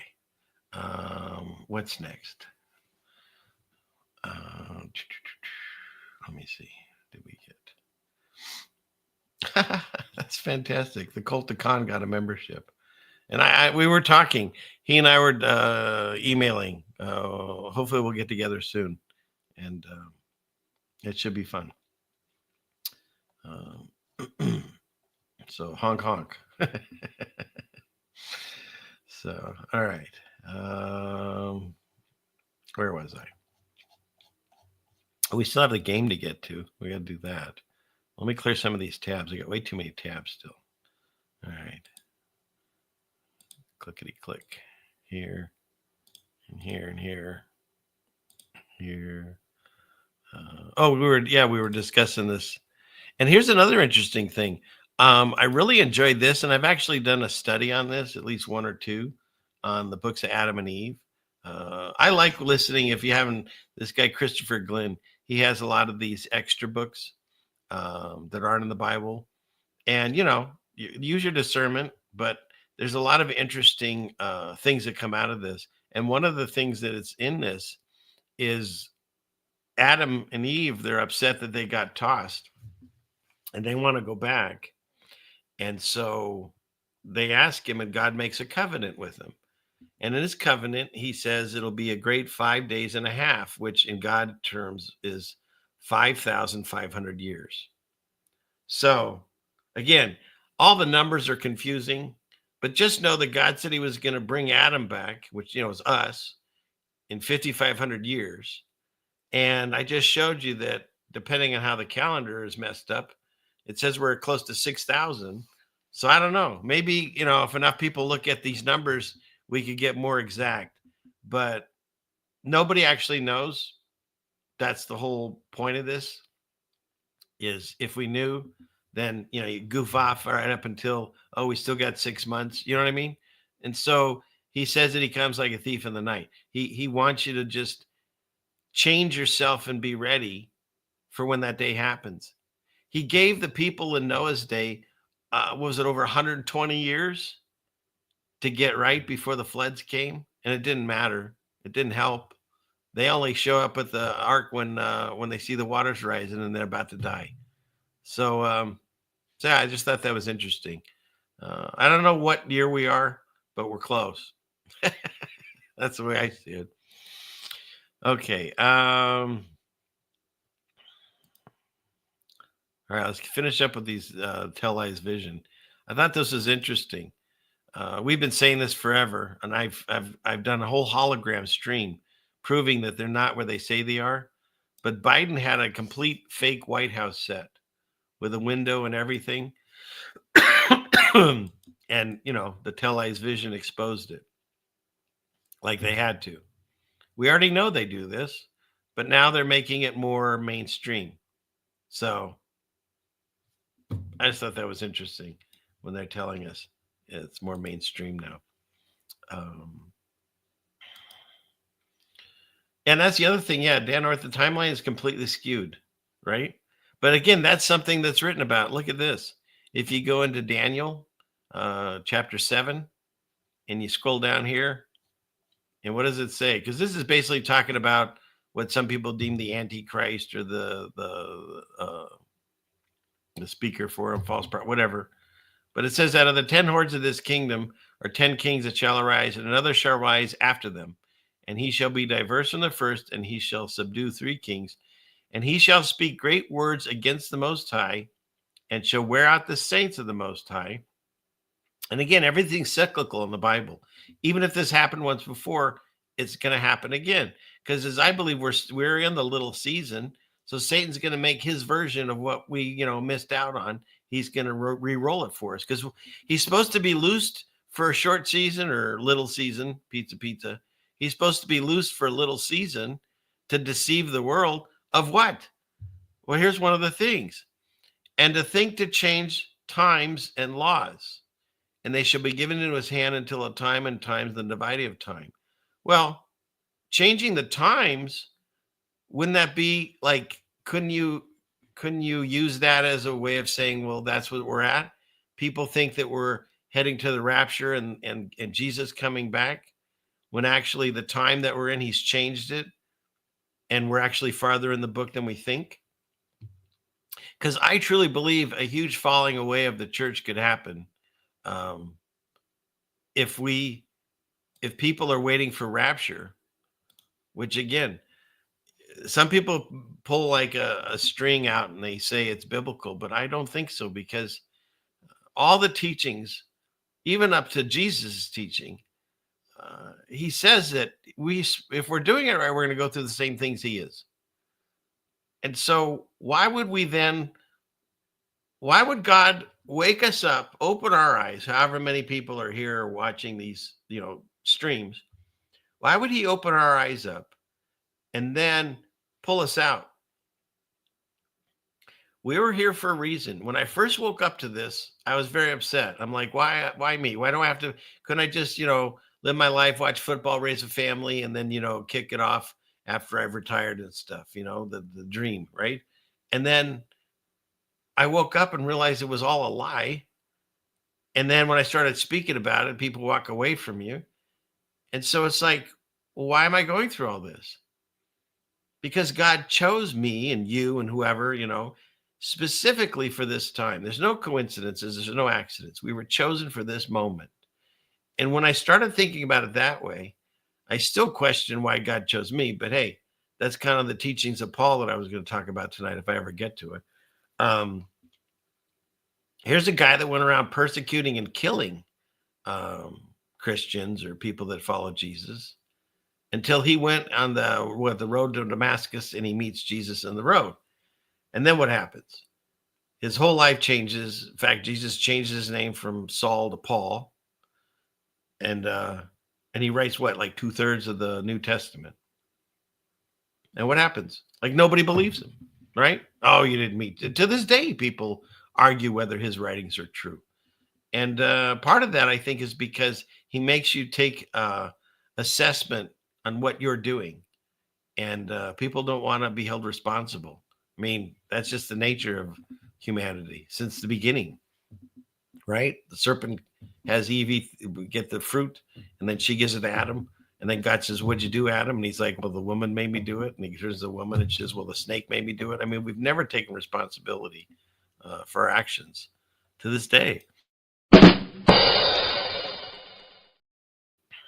So, but I digress. Where were we?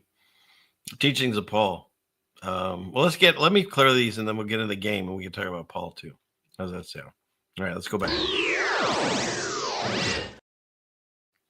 Oh, but I have to, yeah, I got that. Okay, good. Where are we at? Oh, I heard about this. A bunch of tornadoes are supposed to be happening, right? So, shoot. Well, let's say a prayer for the people that are in the path of the tornadoes, because we know how they're doing it, right, Jay? Yep. But even that, you can't talk about. People look at you all crazy. Yes, I'm going to be talking about Paul eventually. Hang in there, Jovi. So, all right. Okay. Where are we at? Let me clear some of these tabs. Let's see. Clickety click here. And here and here. There. Okay. I thought this was a fake picture, but just to continue to show you that, it's all puppets. It's all theater. There's masks involved. There's other people involved. This is a real photo because I went through and double checked it and stuff. But yeah, I was in some conference or whatever he was having. That's not normal unless you're Peter Griffin. That's not normal with having like weird looking testicles on your chin. That's just not right. Something's wrong with his face there or the mask behind whoever's behind there. But yeah, it's pretty wild. So I just thought I'd share that because that was bizarre. But we just accept this, right? Move on. That dude Fetterman, his head changes, his shape changes, everything, his height changes. Nobody cares. Nobody cares. Or this.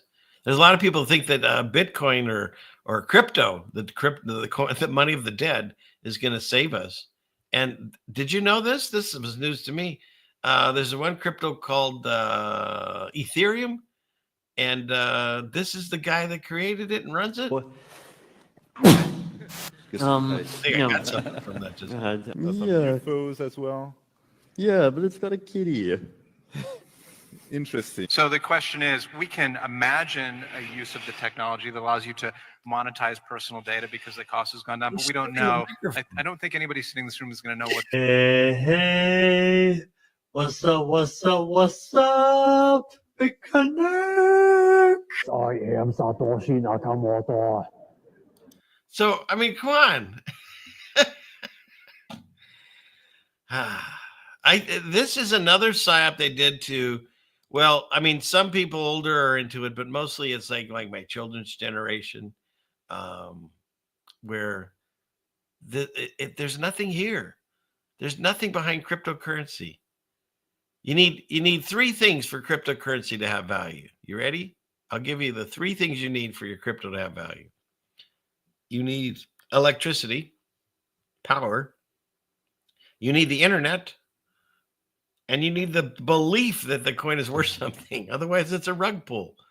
It's crazy to me. It's wild. So, yeah. So, just, there's no man, there's no coin, there's nothing going to save you except Jesus. That's it. And that's just how it is. Am I talking about Bitcoin? Yeah, I don't know which one this guy is. I thought he was Ethereum. Is he Bitcoin? It doesn't matter. They're all the same. And yeah, an XRP. They keep talking that one up too, but I can't. Everything seems to go down. You know what they're not talking about? Gold, right? People don't even realize this. Do you realize that gold hit its all-time high? Not so many times in the last, say, 5 years. But it hit a number that I didn't even think was possible. It's at $3,000 an ounce. That's mind-boggling. I mean, it wasn't that long ago we were wondering if it was going to go over 2,000 an ounce, and it raced right past that. And so the fact that gold's at $3,000 an ounce, and nobody's mentioning it. They're all talking about the cryptos and the stock market and what they're doing. Meanwhile, gold and silver, but mostly gold, has always been the safe haven for the world when currency and other things are in question. But don't forget, I mean, it does have, properties like electronic properties and things, they use platinum and different things for, car making and all these things. I get it. But the main reason that they have this value is universally worldwide. They assess this value to it. Whereas these cryptocurrencies, I mean, you can go to bed at like having several $1,000s in your account and wake up and it's gone. Like that South Park episode, and it's gone. It literally is like that. So they got our whole generation of our children constantly checking their phones or constantly on the internet watching their cryptos. And they glued to those things more than they ever were.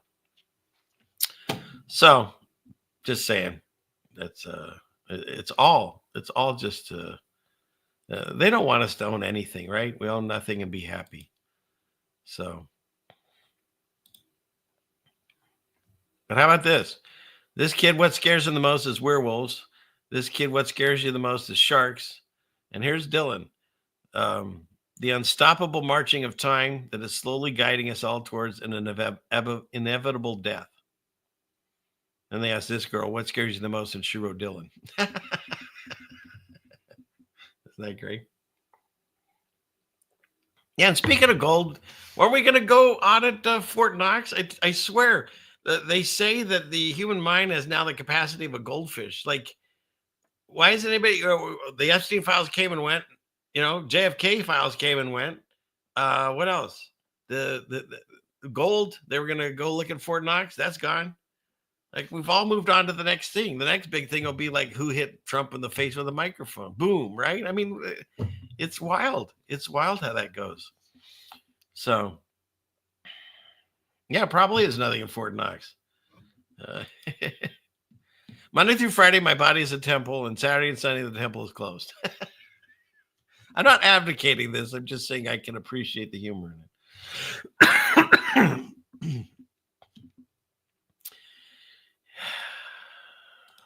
All right, we have to stop the show again because who is this? Cage fighter. You're tardy. I don't feel tardy. I don't feel tardy. So there. And that goes for everywhere else. Snuck in just now. Slid into their desk thinking anyone wouldn't see him. I see you. I have the satellites to prove it. All right. So get rid of that.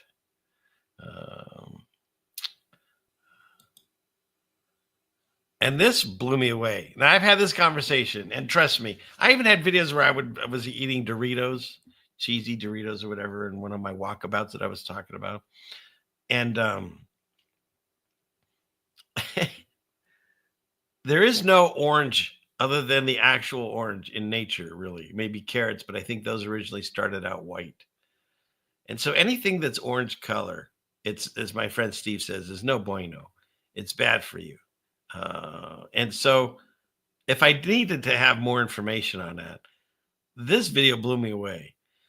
The yellow dye found in Cheetos and rubbed it onto mice. Within minutes, the mouse's skin turned transparent, revealing... This is real. I looked this up, and it's real. So, I know. I shouldn't eat them, but I love them too. But I've stopped. I pick my battles.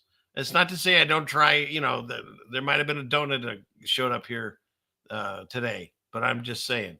We all have to, we have to live in this world. The best I can say is I got to get this off the screen.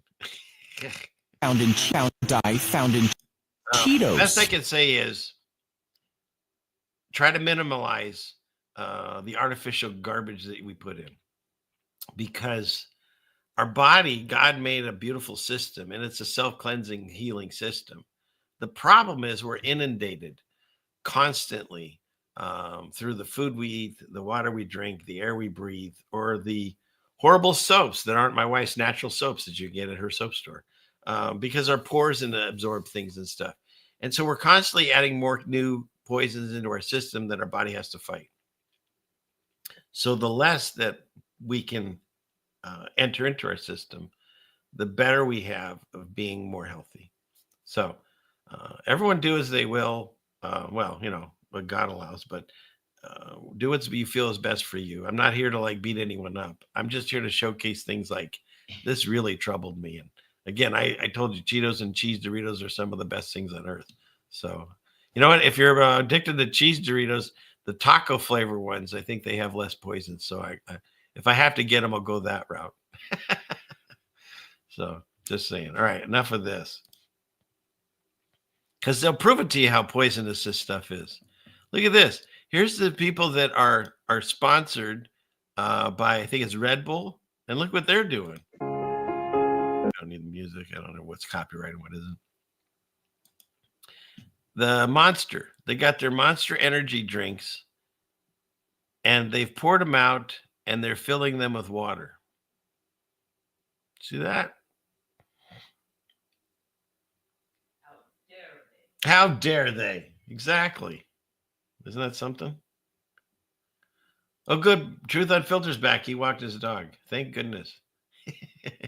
We should probably eat Genie's soap, says Jay Vanderkamp. So, yeah. Isn't that something?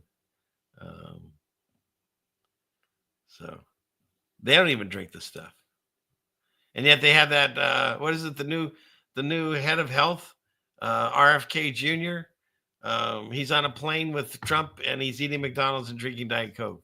But just like they used to tell me that Trump only used a plane, he didn't use it to go to the island. He just made a trip somewhere else, which makes no sense because Trump has his own gigantic plane.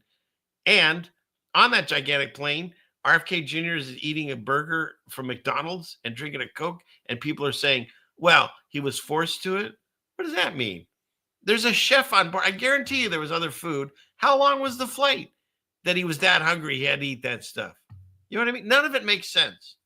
But again, they put the information out there and then people see it and then they do that cognitive dissonance, say, well, no, he's just doing it for this reason or that reason, right?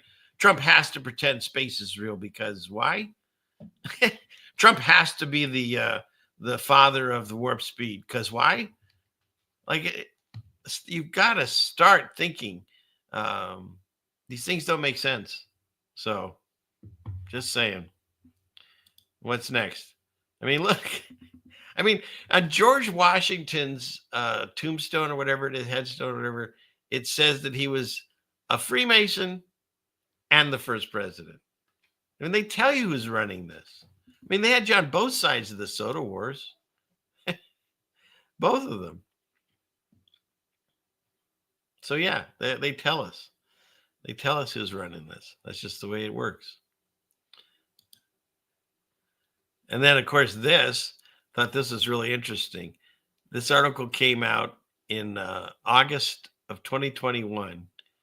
And it said that if you hadn't gone along with the government's recommendation, it's time to make an end-of-life plan. Now, I've said this many times on this show because I'm on YouTube. Follow the government. They have your best interests in mind. Go contact all the 3 departments with the letters and listen to what they have to say. I, on the other hand, am experimenting on myself. There's the control group, the experimental group. So I chose not to do this to see how quickly I would die. And so far, by God's grace, it's been 4 years since this article came out, and I'm still here kicking it. So we'll see. We'll see how much longer I can keep this going. Uh-oh, see? It's already starting. Yeah, James, that did not age well, did it? I don't know. The truth is being revealed, but why do so few see it? It's, again, biblically written. You go all the way back. It's always just a small group of people. Even on that, was it the Sermon on the Mount, when Jesus fed all those thousands of people with the fish and 2 loaves of bread, and they all listened to what he had to say. And then they're like, so now what? And he's like, well, come on and walk with me and we'll continue this journey. And they all walked away, right? They all left. So it's always been a small amount of people. I don't know. Are they ain't buying it? You hear they're tracking yeah, well, I'm certain I'm on a list. Absolutely.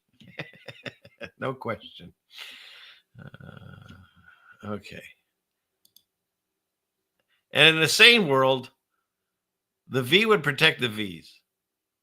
However, in Clown Earth, the non-Vs must protect the Vs by getting V'd, with the same V that doesn't protect the V from the unV'd until they're V'd against the unV'd. And if you'd like a copy of this, I will post this in the chat, because that is, I couldn't have said it better even by not saying it, because I want this show to continue, and that's the only way you can do it. So let's see. Got people over on Rumble. I'll put it in there for you all. And honestly, I'm not even sure why. I'm still on Rockfin. There are 4 people watching me. Thank you.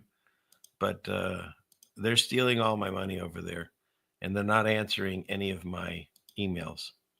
So, what little money I do get, some people have tipped me over there, and I can't get it. And so I'm not even sure if I'm going to continue with over there eventually. We'll see. All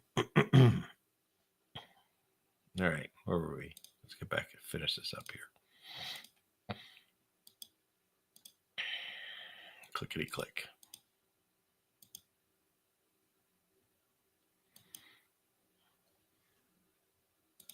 And just to remind you, this is according to the WHO.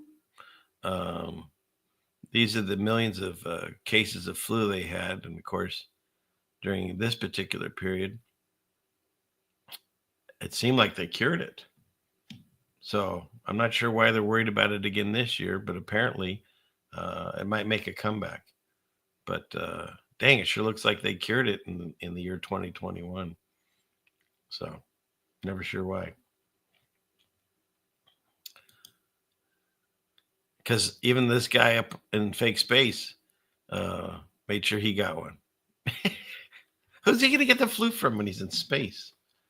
Now, you guys following that too? They got the 2 astronauts that are still stuck up there, and Elon was going to come get him, but now his rocket ship blew up and they can't get him. But I'm still wondering. There was 3 people up there just like a few weeks ago. Like, where'd that guy come from, and did he leave? And how did he get out? There's so many questions, but yeah, they're still up there. I guess we can here. If I'm going to show that, I might as well clear this out. Let's do, where is he? Let's do this week's Scary Space News and get it over with.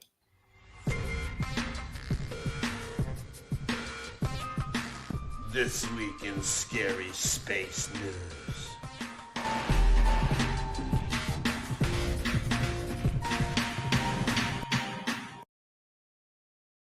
Okay. So the year is 1973. What are you doing with that 4 KB of RAM? Kilobytes, right? Sending people to the moon. 2019. What are you doing with the 16 gigabytes of RAM and the 102% CPU? Excel has a dialog box open somewhere. I mean, they're saying that we can't go back to the moon. We can't even get to the space station. And yet with the technology we had back in the late 60s and early 70s, how many moon trips did we have? Just saying.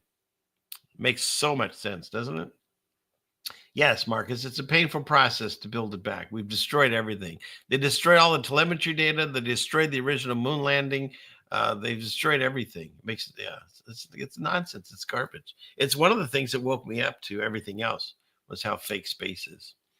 Yeah, but yet, you know, Trump does Space Force and Elon's going to Mars and all that. See how this works? Those are your heroes. Oh, but they have to pretend. Why? Why do they have to pretend? They're in charge of everything now. Release the tapes. Release everything. Release us from our prisons, but they will never do that because they're part of the machine. They're just the good cop of the good cop, bad cop. 1969, Apollo 11 was live, and this latest thing is not live in 2024. We're not getting to see these images live. The Apollo 11 landing was broadcast live. Why now don't we have the technology to see all of this live? And we're getting a picture on the TV. Got a good picture, huh? He's on the moon. In the second. Yeah, and who's the guy that filmed him? They don't talk about that either. When Neil Armstrong comes down and touches down, there's a camera out here, unless you're going to tell me it's like some giant arm off of the lunar lander or something. But who's filming him? It's like the pictures of the ISS or the satellites in space. Who's filming that? Do they have a secondary satellite that follows them around just to take pictures? Lots of questions. Man is on the moon. Neil Armstrong getting ready to move the TV camera now out to the panorama position. Okay, as far as distance goes, Neil, and we'll line you up again when you finish the panorama. Tell me if you got a picture, Houston. Oh, we got a beautiful picture, Neil. Issues with file transfers. We did have a number of communications glitches. We had either forward or return link problems. Also, during coast in the zero gravity of environment of space, It's very difficult to transmit on the fly, if you will, and get that all the way back to Earth. struggle to get communications. Unfortunately, they're going to be in the darkness. They will not be sunlit, so we won't get very good video of them. So, wait, they have all these communication issues to this day, right? In 2024, or so they say. But then in 69, this?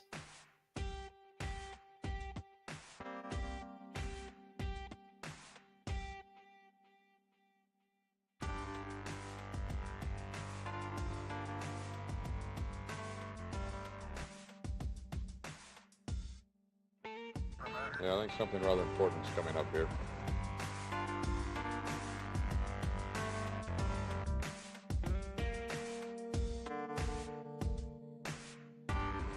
Neil and Buzz, the President of the United States is in his office now and would like to say a few words to you. Over.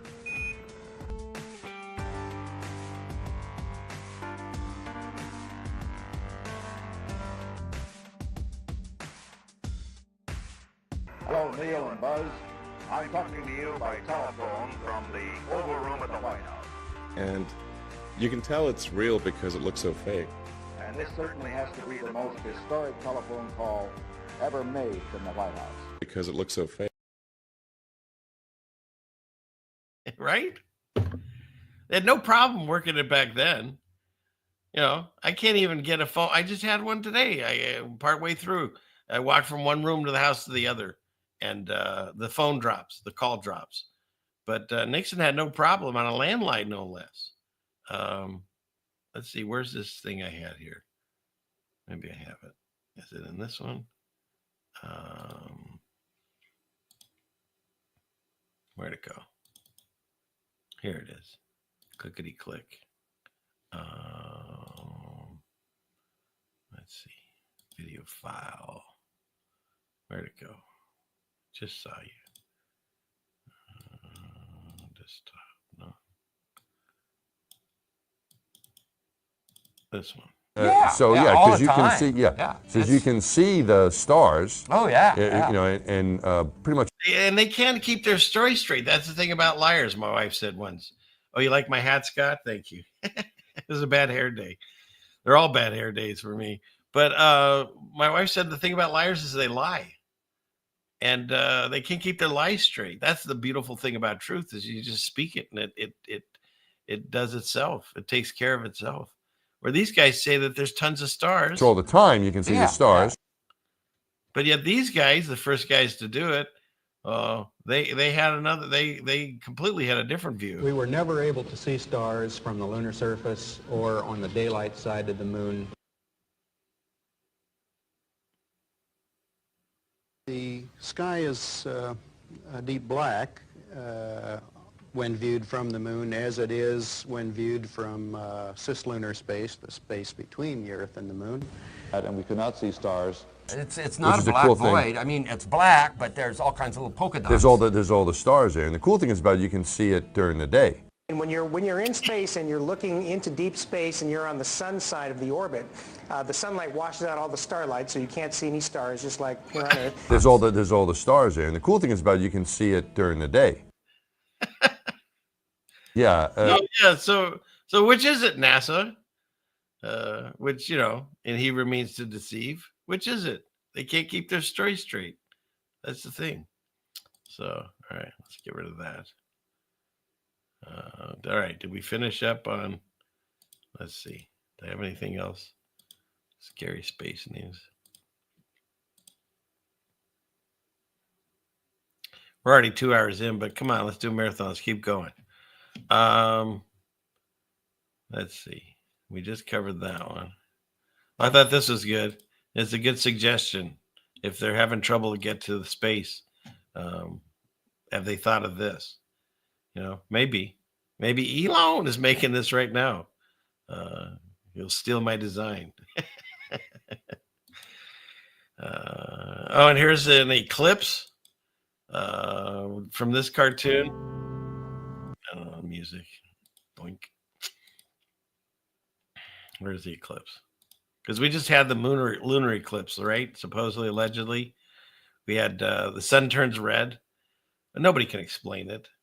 I mean, the people that are like taking pictures of it and oohing and on it, it's a pretty amazing event. But now suddenly, I know a lot of flat earthers back on the ball, but now they're saying they're going to use NASA's explanation as what creates the moon red. We don't know what creates it. God does it. And it's, why is it there? Just like everything else, signs and symbols for us to look for. That's it. But don't start here telling me that you know what created this, the eclipse. I mean, eclipses of the sun don't make any sense.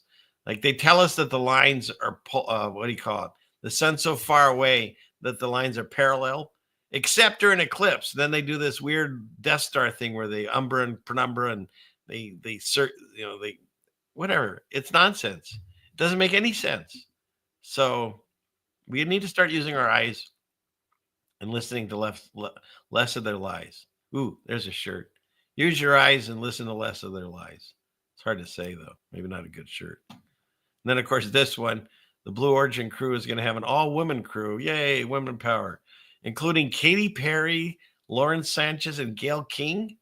Who dreamed up this? Can you imagine being stuck on that? And then, like, what happened to the people in fake ISS right now? They're supposed to go for like a week. They've been up there like, whatever, a year or 8 months or something. Imagine being stuck up there with these people. Yikes.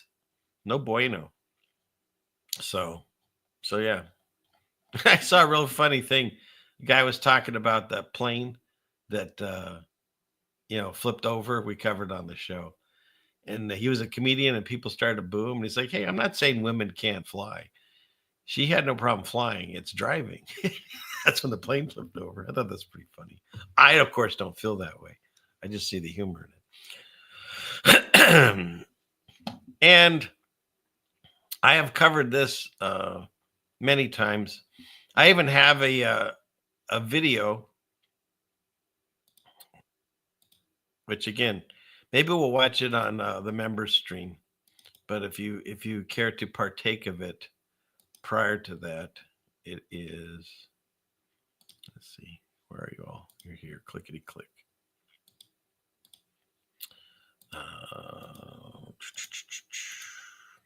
It's right here on this channel, and it's called the Parker Space Probe. I covered the Parker Space Probe. This is this is a month ago, but no, when I actually did it, it was a couple of years ago. I reposted this, and so I covered what happened in the Parker Space Probe. But it headed to the sun, and now, of course, we have for the first time ever what that sounds like. So here you go.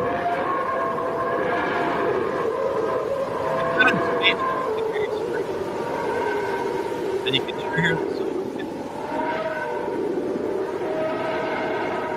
And they don't tell you, like, what are these other things? Is this a planet? Where'd it go? What's that? Is that a planet? They can tell me that's Venus, maybe. But yeah. So there you go. Sounds like some out of a horror movie. Like a wiki from Star Wars? Yeah, I kind of hear that. Sounds like Sasquatch. Okay, yeah. Michael, the ceiling fans of your house are sus? I wouldn't blame you.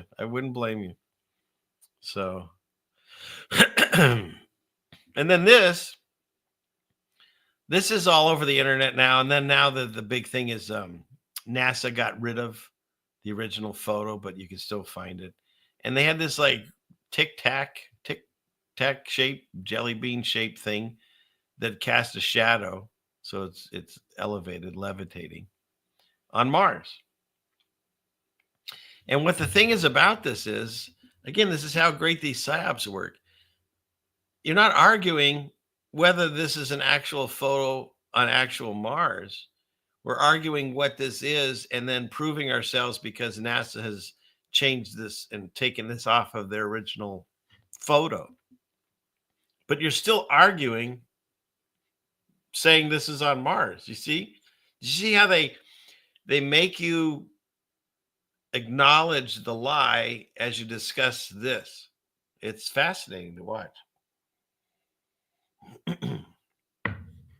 Oh, Truth Unfilled, they found a 6-inch alien last year. Yeah, they found all kinds of weird things. But yeah, the hazards of going Devon Island. Exactly, Joy. So that's the latest there from Mars. All right. God, how many more tabs do we have up there? Well, some of this I better be hold off till next week. But I do want to cover this one. All right, so that will wait till another week. Oh, and this one, I don't know if JT is in here tonight or if he could be lurking, but somehow we've connected ourselves to discussions of pandas. And of course I have this drop, which I love to play. I have a new panda video. Well, we can do that.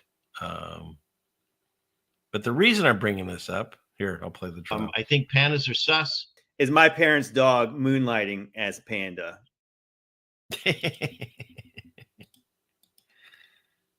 And look at this. I got a whole new crazy animal to look into. Y'all seen the red panda? Tell me this doesn't look like, I don't know, the CGI animatronic. What the heck? What are we doing here? What is that? So I got a whole other place to look now. I don't know. I don't know what's going on. In any case. And the thing about pandas is, I've discussed this, like they only eat one thing that they can't even digest properly, so they have to constantly eat and poop, and then they only mate one day a year. And you watch enough videos, you can see there's no way they can survive in the wild. But having said all that, I've shown you my original panda videos were showing you how China was faking them with different dogs. And since then, I'm up to panda number 8, which I'm premiering right now. Mutual of Omaha's Wild Kingdom, brought to you by Silly Fan Man. Lions and tigers and bears, oh my! The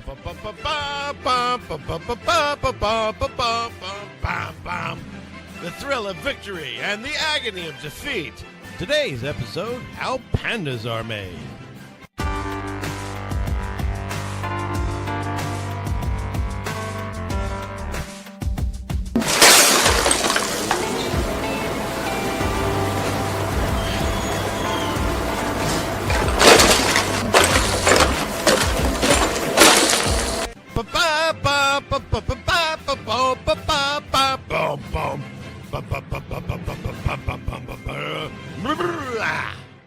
Panda. Satellite tracking continues.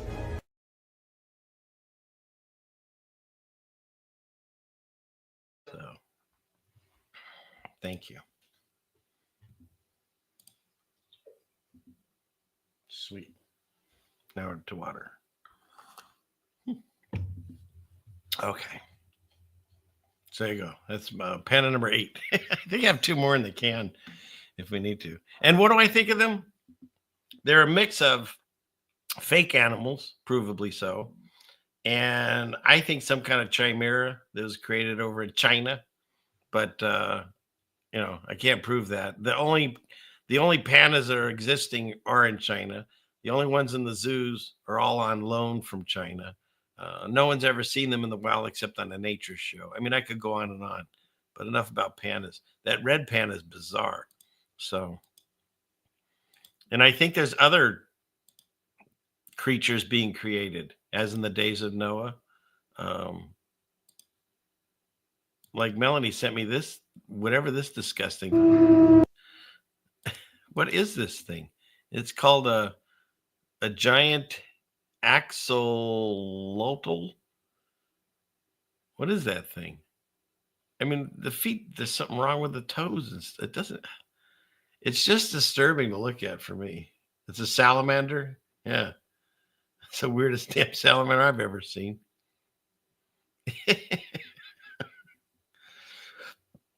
Looks like an albino cat fish frog thing. Yeah, Mad Bear Pig, only in the water, right? So I don't know. I don't know who's creating these things or where they come from. Not in my timeline, these things never existed. Just saying. Anyways, it's enough of that. It's creepy. Your son loves these things? So you've seen these things for real? It's wild, man. So bizarre. Let's see. What's next? Oh, and then of course X went down for a while, and they're saying it's a hacker group called Dark Storm that took them down, and nobody knows who that is. It's just somebody that has the power to go around and mess with the internet and different things like that. And once again, lies in TV, truth in movies. They just came out with this. We tried to watch. It was just insufferable with this guy. And it was boring. But basically the storyline is some hacker group, they don't even know who it is, that is bringing down all the different infrastructures, just like they told you was happening to X and all this. So, it's more just predictive programming. Whoever ends up doing it will probably just be our own people pretending it's someone else. So the government does that all the time. You can look that up. They've gone to war and told you later they made it up. So And I don't know who that user was, but I did just get rid of someone. So here's my rules in the chat. I've always had the same rules. Don't disparage the host, the guest, and don't spam the chat. And if you're causing a scene, you're out. You know, the YouTube doesn't make this free speech for me, and I'll make it the same way in the chat. And the thing is most of the time, I mean, as until recently, most of the time, everyone's loving in the chat. That's what I do love about the chats. The people that want to be here are here and are supportive to me and to each other. And so that's what I like. Okay. And this, I swear my cat does this. My cat, Sarah, she's very camera shy. See if you can find her before the show's over for Ryan if he shows up. But I swear, yeah, I'm talking to you, silent wife. If you can find Sarah. I swear I've seen Sarah do this because I'm the person that cleans her box. So, living with a dog for our dog lovers. 90% of follow each other around, watching each other go potty, and wondering what the other one has in their mouth. Truer statement is I don't think has been said on this show. So there's that. The longest drum solo was 10 hours and 26 minutes and was performed by the child sitting behind me on Delta Flight 963 from LA to Tokyo. That sounds fantastic. No, actually it doesn't. It sounds miserable. And this, if this movie was made today, Side of the Orcs are her, well, don't let him in and be racist. You got to let him in. This one. A good woman stays by her man's side during the bad times to tell him that none of it would have happened if he had just listened to her. That might be the truest thing I've said on this show.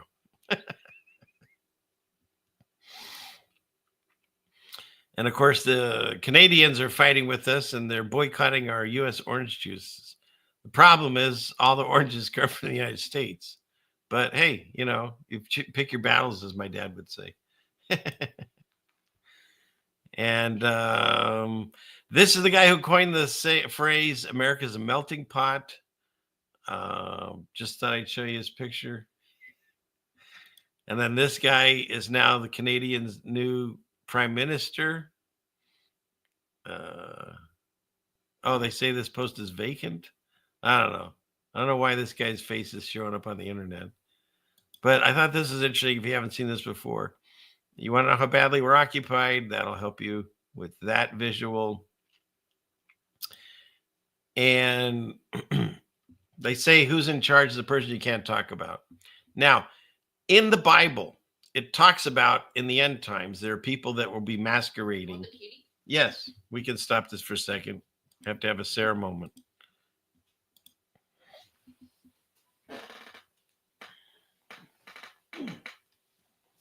There she is. All right, get them all, Sarah. Did you get them?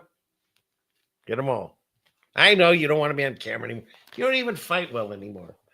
All right. You want to go? All right, that's all you get. See, she's gone. Oh, well. That's right. We need to keep going. That was your Sarah moment.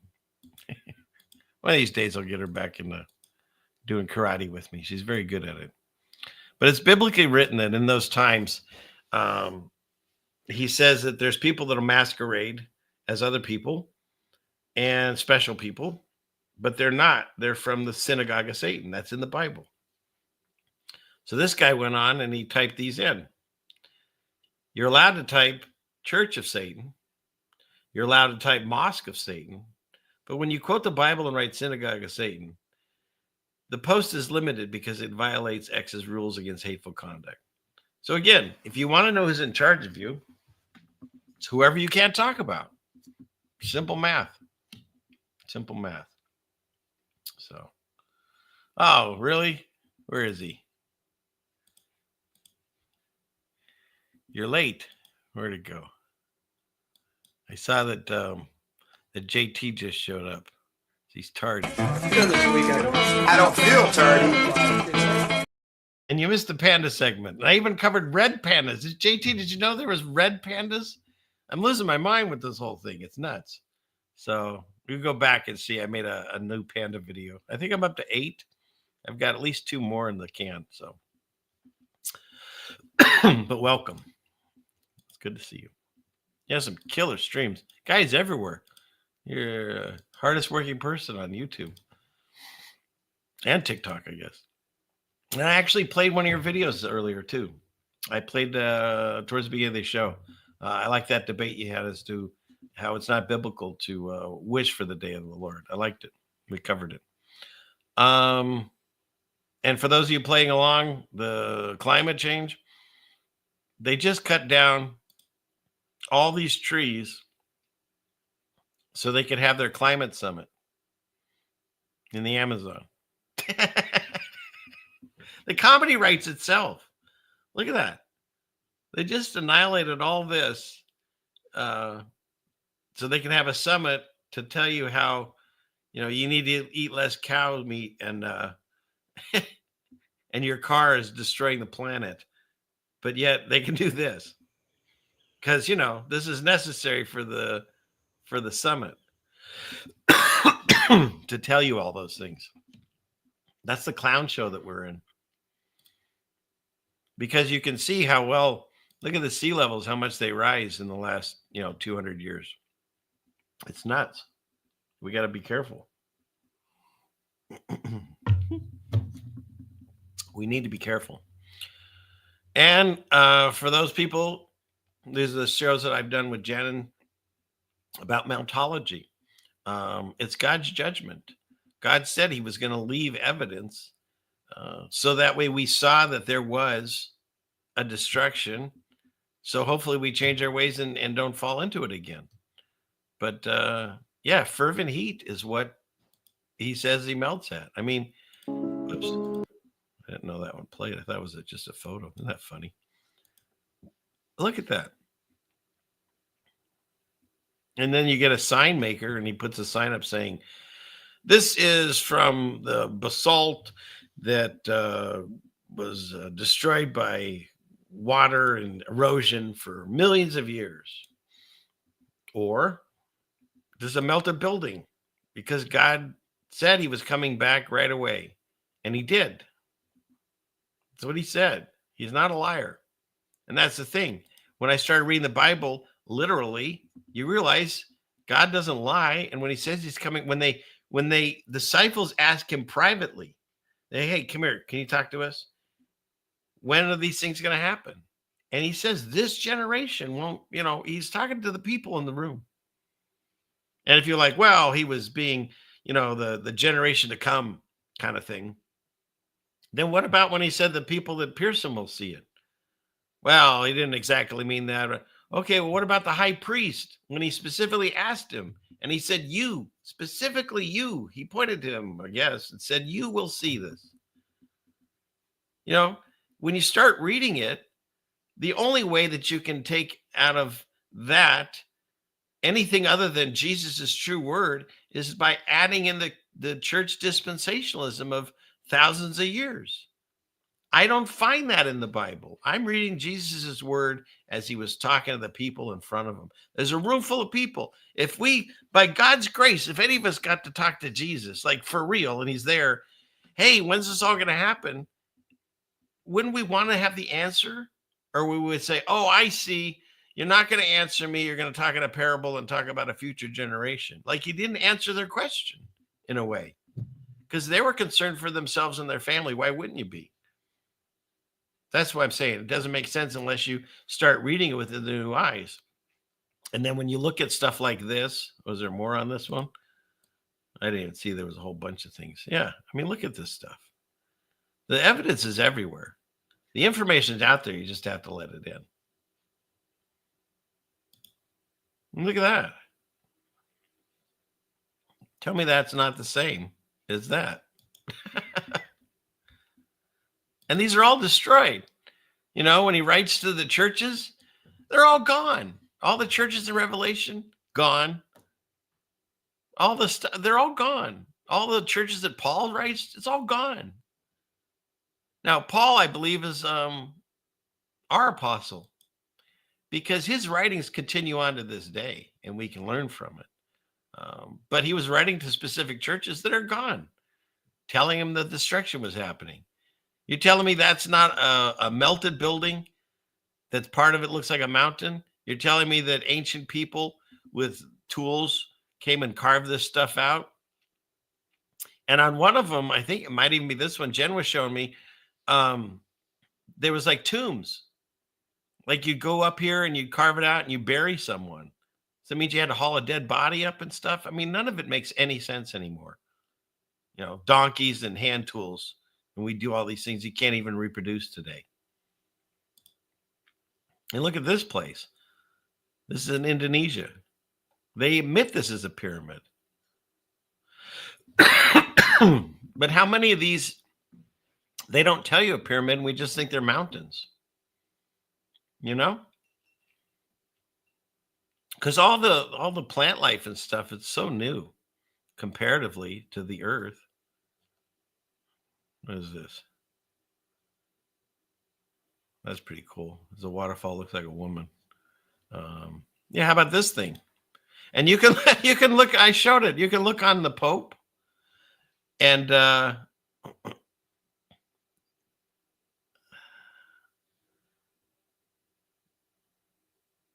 not sure where that. You can look on the Pope, and on his dress, he has this creature. That's, I'm sure, a coincidence, right?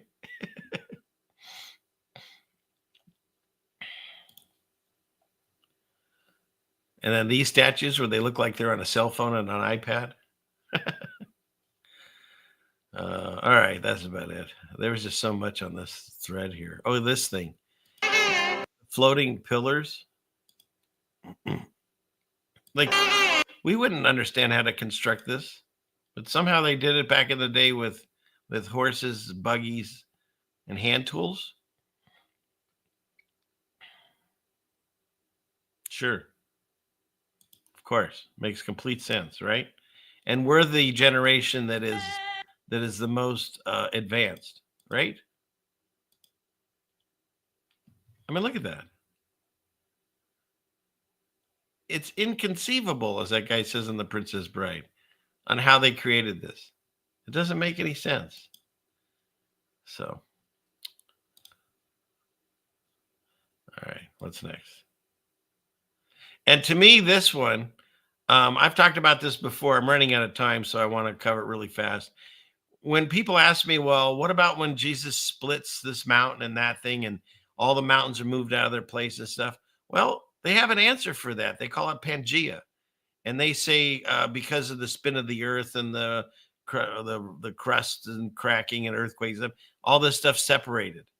Or we still don't actually know what it all looks like, because we can never get, never get high enough. I'm not talking off of weed. I'm saying just altitude wise, we can never get high enough to see it. But maybe that's what that they describe as Pangea. So that's for another show. I'll probably have to play that one for another show too. Well, I'll play it really fast. I think it's funny. Ice cream trucks in the hood.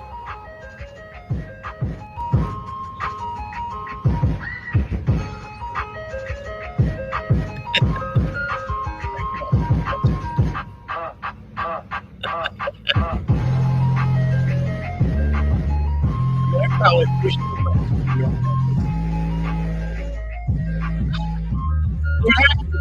This is what God wants. He wants us to enjoy life. We're stuck in these times.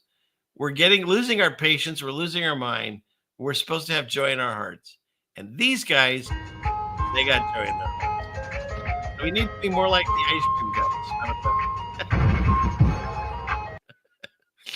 Anyways, all right. Is that it? Is that all I have? And then, of course, they've been telling us since the beginning of time, you've got the lower G gods, and they're puppet mastering the whatever these things are. And then these demon creatures.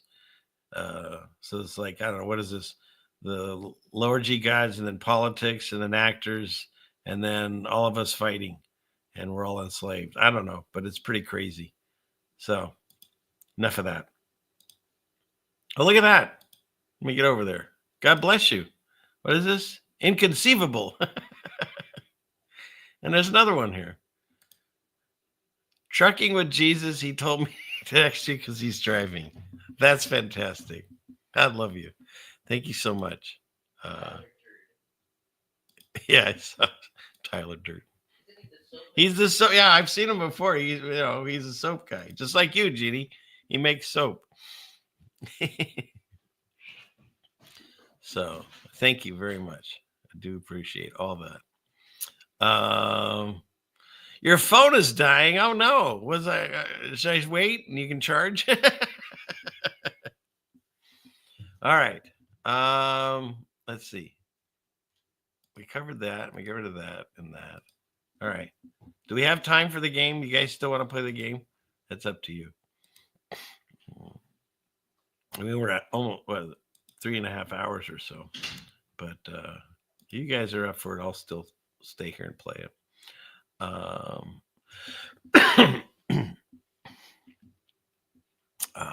right. So let's see.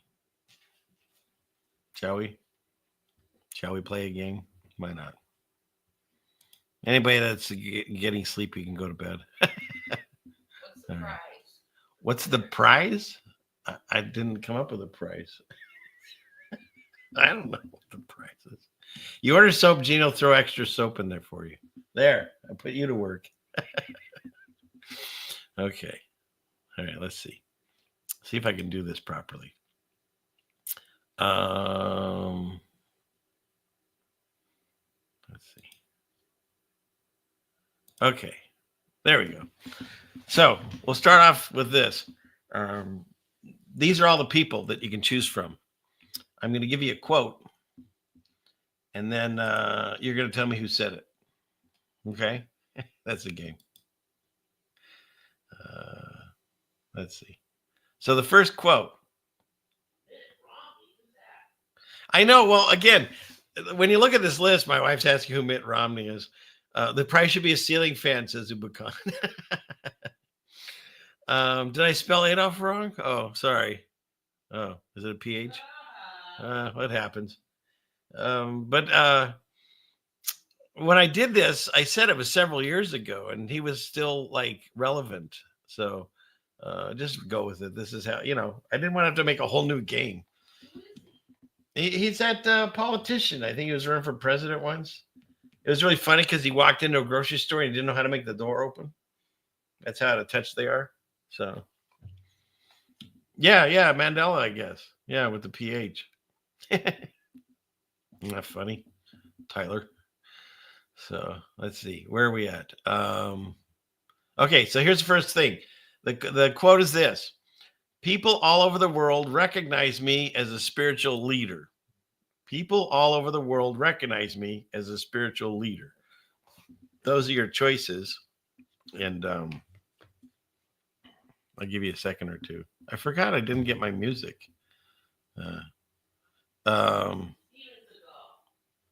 You think it's Steven Seagal? Did you check the answers before him? All right, it is. It's Steven Seagal. And his name's been Mandela too. It's now Steven Seagal, like the bird.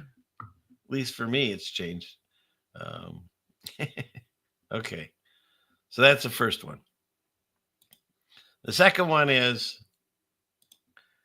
God created the sun, the stars, the heavens, and the earth, and then made Adam and Eve. The Bible never says anything about dinosaurs. You can't say there were dinosaurs when you never saw them. So who said that? Someone wants to, Jesus Cristo wants to know who Carl Everett is. That's funny. Because you know what? That is Carl Everett. He's a baseball player for the Mariners. At least he was at the time I did this game together. You guys are funny. All right. What's next? I actually don't like thinking. I think people think I like to think a lot, and I don't. I do not like to think at all. It's almost like a Dr. Seuss Sam I am, isn't it? So yeah, I actually don't like thinking. I think people think I like to think a lot, and I don't. I do not like to think at all. And of course, that's infamous words of Kanye West. Oh no, I clicked the wrong button. I got to get that one back. Dang. I know. See? I'm already messing up the game. Dang. Okay. Where'd it go? Hang on. Share screen. Okay, wait. Where'd it go? I can fix this. Let's see. There. Oh, maybe I can fix it. I can fix this. I can fix it. Let's see.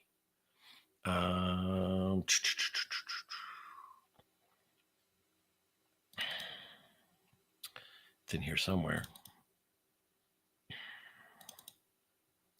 There it is. Phew. Got it back. Okay. All right. What's next? I believe this is a good one.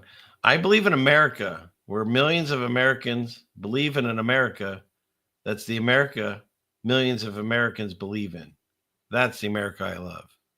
It's an actual quote.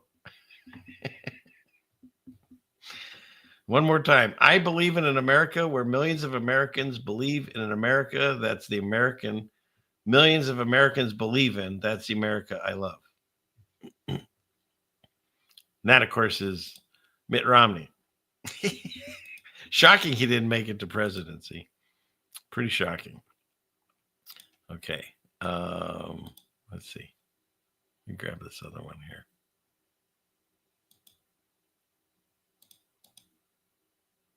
Oops, wrong one. Excuse me. I'll tickle my throat tonight. It's that one. Oops. Didn't want to do that. Okay, well, that was a pretty easy one anyways. Let's go back to this.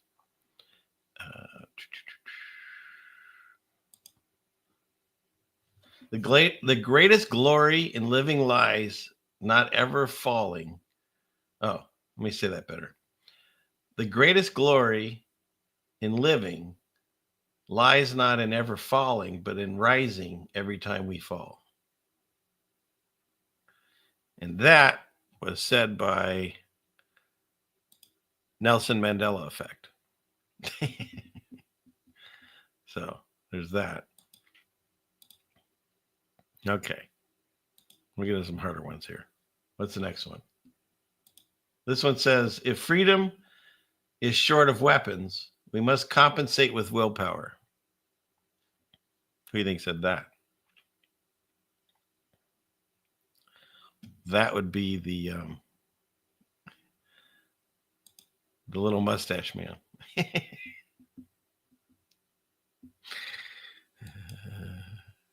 The next one is, the more I know people, the more I love dogs. Oh, thank you, Tyler. What do we got here? Bamboozled pandas are humans in fursuits. Yes, some of them absolutely are. Thank you for that.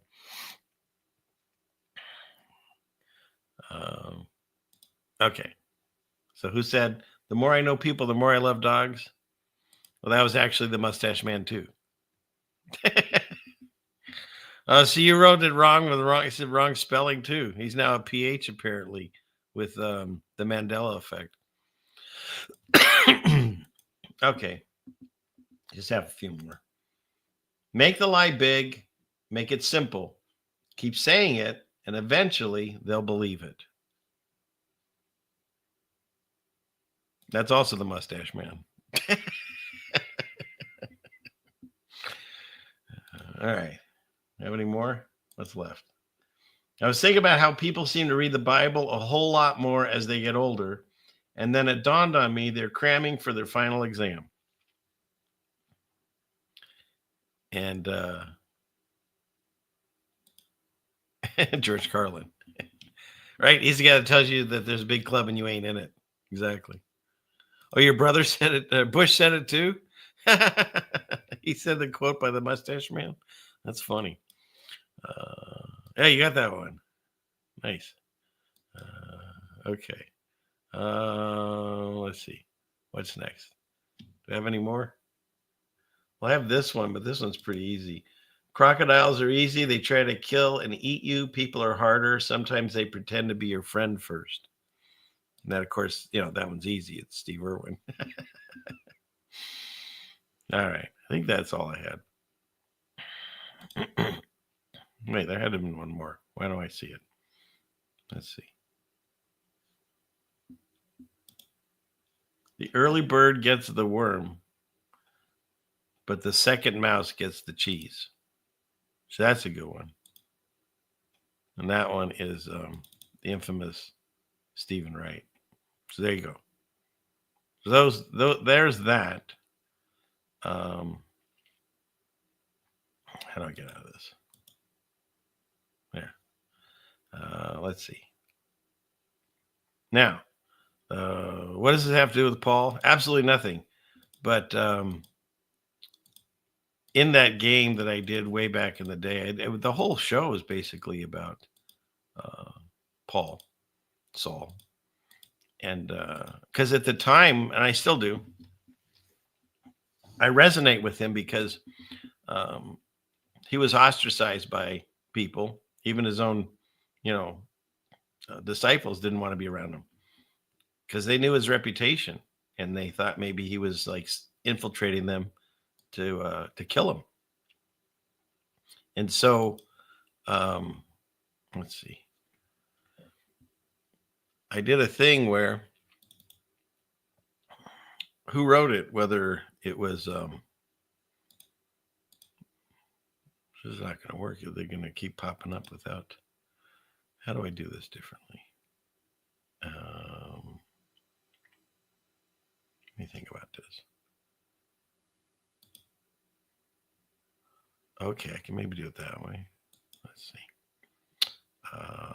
Clickety click.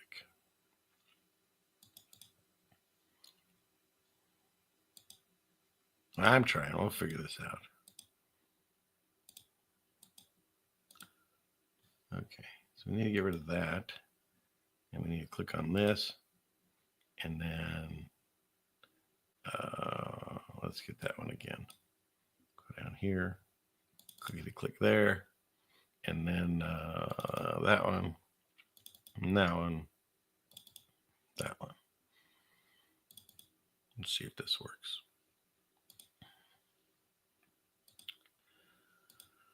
Okay. Am I being silent? There. See, does that work? There he is. Okay. So now, the question is, who wrote this? Was it Paul or Paul? Okay. There's the game. But that's not actually Paul. That's, Fall, right? Fake Paul. I don't know. What is it? Quantum of Consciousness. One of those guys has a whole channel on how they replaced Paul with Billy Campbell or somebody like that. So yeah, this is your question now. Who wrote it? Was it Paul or Paul? Okay. Let's see.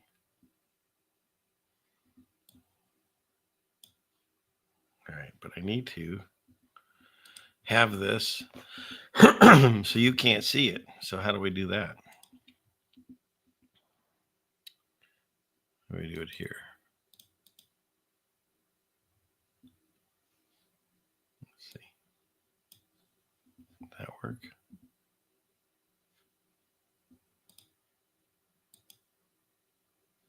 Let's see. How am I doing? Let's see which one I'm showing now. I don't even know. Where are you guys? Okay. I think this will work. Okay. So the quote is, owe nothing to anyone except to love one another. Was that Paul or was that Paul?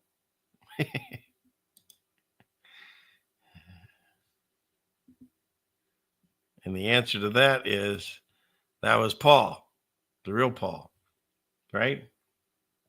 So that's who said that.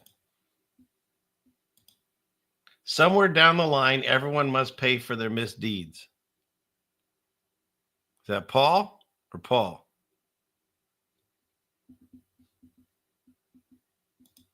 That was Paul. All right, there's only a couple more. Maybe this isn't going over as well as I thought. You can't fall off the floor. Who said that?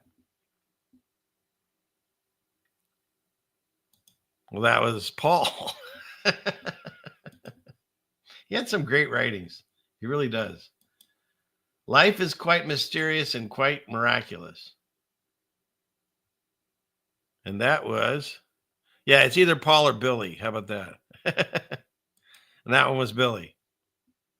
All right. Is that it? I think. I don't know. I'm not religious, but I'm very spiritual. Well, of course, that one was also Billy, right? Billy Shears. If it is possible, as far as it depends on you, live at peace with everyone. And that writing was Paul. So, all right. I don't know.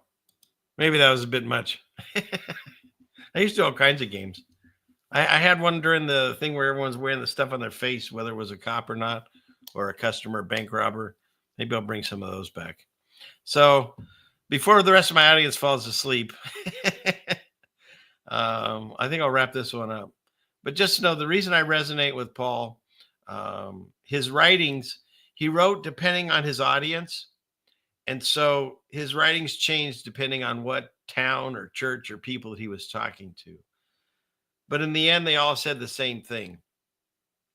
And his teachings not only are good for us. If you read the writings of Paul, I guarantee you'll get stuff out of it. But he teaches that we're saved by God's grace. I showed it last week that John the Baptist followed God's instructions to the end and still got beheaded. God owes us nothing. He's given us our life. He's given us free will. And what we choose to do with that is our choice. But by God's grace, we'll get out of this mess. And how do you do that? The teachings, Jesus even said, when people asked him, how do we follow it? He breaks the Bible down to 3 simple things. You have to love yourself because God created you perfect in his image. You have to love God. In fact, you should put that one first. And then once you love God and you love yourself, you love your neighbor as yourself, right? Wives are supposed to treat husbands like themselves, and husbands are supposed to treat wives like themselves. And the same thing in relationships. Treat the people as you want to be treated, right? Do unto others as you do unto them. They would do unto you. I mean, I know that one's changed too, I think, in the Bible. But it's a pretty easy breakdown. And Paul's teachings are, it doesn't matter what your works are. The fact that you do good works, it's like when you get in a car and you drive and you come home, you want people to pat you on the back and say, congratulations, you didn't crash into anything. I mean, some people might need that, but most of us, no, it's just, you just are expected to drive correctly on the road. It's expected out of you. And it's the same thing. If you follow the teachings of God, if you follow Jesus' teachings, if you read the Bible and listen to all the harrowing experiences that happened to the people that didn't listen to God's voice, that's expected of you. You don't get an accolade for that. If you give out money to someone or help or support, you do it in secret. You don't go on and boast to everyone, look at all the stuff I've given away and stuff. God says, well, they have their reward, but your reward's in heaven. Your reward is, there's crowns in heaven, but more than that, to me, it's that I've pleased God. That's what I work for. And so if I can be pleasing to God and then my wife, then everything else is gravy. And so we're just expected to do the right thing. And by God's grace, we'll get out of this place. Sounds like a song, but truly that's what it is.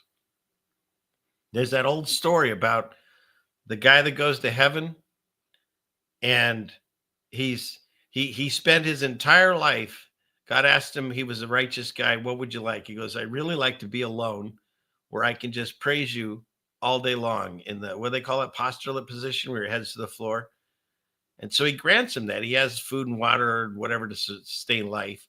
He spends his entire existence praising God. And so then God comes to him and says, hey, you know, it's time.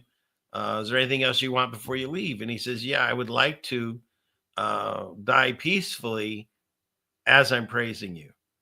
So he grants him that, and he dies. Then he gets to the judgment, and they're like, okay, what do what have you done? And he says, well, I praised you my entire life. And he takes all those years of praise and he sticks it at one end of the scale. And then he says, okay, I gave you, let's start with your sight. And he puts that in the side, and the whole scale clunks. Like, there's nothing we can do to ever repay God's gifts to us. I mean, specifically what Jesus did on the cross. We can work our whole life and never pay that debt. He paid a debt for us, an insurmountable debt that all we can do is praise him and thank him and then be the best person we can. He gave us this life. What are you going to do with it? And what you choose to do with it, that's what we're here for. And as we go through life, we're supposed to do the teachings. Love God, love yourself, and love your neighbors yourself. You do those three things, and those are the teachings. You can still read the Bible. I highly encourage it because you can learn so much more from it. But if you're following those teachings, well, that's what will work for you and make that relationship with God. I mean, the way, the truth, and life that no one gives to the Father except through Christ. You learn that as you make this journey, as you walk through it. And so that's why I related to Paul, was because I was brought up in the opposite, in the Jewish faith, thinking that Jesus was nothing but a prophet and the Bible was nothing to see. And that's not true. And so when I found out these things and started speaking the truth out there, it was at my own peril in my own personal life. But, my rewards are past this life. And so all I'm going to continue to do, as long as God allows it, is to keep speaking this, keep trying to reach people that maybe aren't listening to the Bible talks and stuff, but just maybe they'll get to that moment when, like I did, when life was crushing down and I cried out and he answered. I mean, he says that scripturally written. He's at the door knocking, waiting for you to open it. He says it better, but God always says it better than I do. And so that's what happened to me. And that's what happened to Paul. And so I can relate to, he shows up and nobody wants to be near him. Like even the own disciples didn't want to walk with him. And so it can get lonely. It can get really tough. But as they say, there's a narrow way, to Jesus, and then there's the highway to hell. I mean, it shows you the amount of traffic that you see there compared to the other walk. And so my advice is I can give out is, if you're somewhat Bible curious, look into it. And if you haven't made that connection with God, do it tonight. By yourself, no one's around, no one has to know. Turn off all your cell phones, go in the dark, shut the door. Cry out to him. But he reads your heart. If you're doing it like you want to see a magic genie appear, well, then you're doing it wrong. And he knows that. You have to actually want to know for real if God exists, and he'll show himself to you. It's that simple. I'm no more special than anyone else that's listening or watching. We're all equally special in God's eyes. That's another amazing thing. He's patient and he loves us unconditionally. He knows every bad thing we've ever done, and he still loved us. He didn't even, before I was alive, Jesus went to the cross for me. It's crazy. It's amazing. It's mind-boggling when you put your mind to it. So, okay. Having said that, think it's time to wrap this one up. I hope the game was okay. Maybe it was a bit long in the tooth. I'm trying. You like the game? Okay. My wife likes the game. That's all that matters. I'm losing my voice. But I'm speaking to you and I'm speaking to everyone. And if you pulled out some nugget of information out of this, well, that's God's blessing. And I appreciate that he allows me to get this platform to do it. And I'm thrilled with all the new people in here. I can't wait to do more crossover shows. My email is ceilingfanman2020@gmail.com. I'm willing to jump on anybody's show. I enjoy watching all these new streams that Trish has introduced me to. And I thank you for that, Trish. And I thank you for the people that are here, The Truth Unfiltered and Colt Khan and, of course, JT. So hopefully we'll do more crossover things and give you more places to find us all. But having said that, don't forget, I do have a members-only stream coming up this Monday morning. And it's a thank you to members. And then, of course, next Friday, same bat time, same bat channel, Friday night, 6 p.m. Pacific time. Check your local listings. Or you can just listen to your president. This executive order is for the Ceiling Fan Man show on YouTube on Friday nights at 6 p.m. Pacific time. Everyone needs to watch it. Hold it. This is a good one. Is everybody listening? All right. Having said that, I'll end with saying, dear Lord, dear Father in heaven, please watch over us and guide us through these times. We find ourselves in some really wild and amazing times. What a blessing it is that you are gathering us together, that we can interact with each other on these channels and in other areas. Thank you for the Holy Spirit to bring us together and strengthen us and build your church, as you say will happen in the end times. The Spirit of God is poured out, and man, we're seeing it. And I thank you so much for the blessing that I get to be part of it. I'm still not sure why you chose me, but hey, most everyone else must have been busy. But I do thank you for this blessing, Father. I thank you for the humor that you've given in me and the ability to reach out and speak to people and to try my best to do Jesus's works on earth and bring more people home to the love and the joy I feel knowing Jesus and knowing that you're in my life. And I thank you for that, and continue to guide us and heal us for those of us that are hurting. Protect us from all evil, including Satan himself. Bind and cast away in Jesus' name. And continue to give us the patience that we need to wait for those brothers and sisters in Christ, because we know the times most likely will be getting even worse than this. And they're going to need someone there to stand there and to help them through it.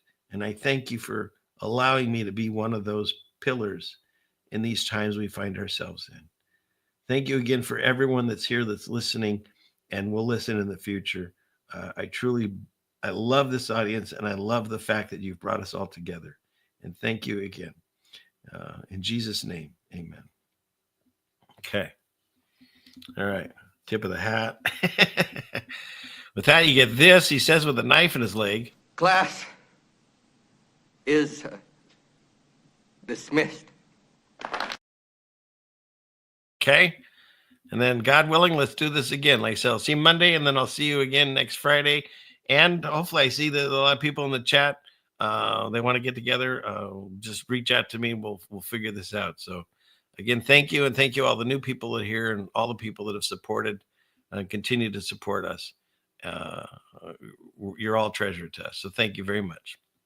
And now you get the, as some people say, the saddest song on the internet, the outro. And here we go. Have a good night, everyone. God bless. I'm the satellite.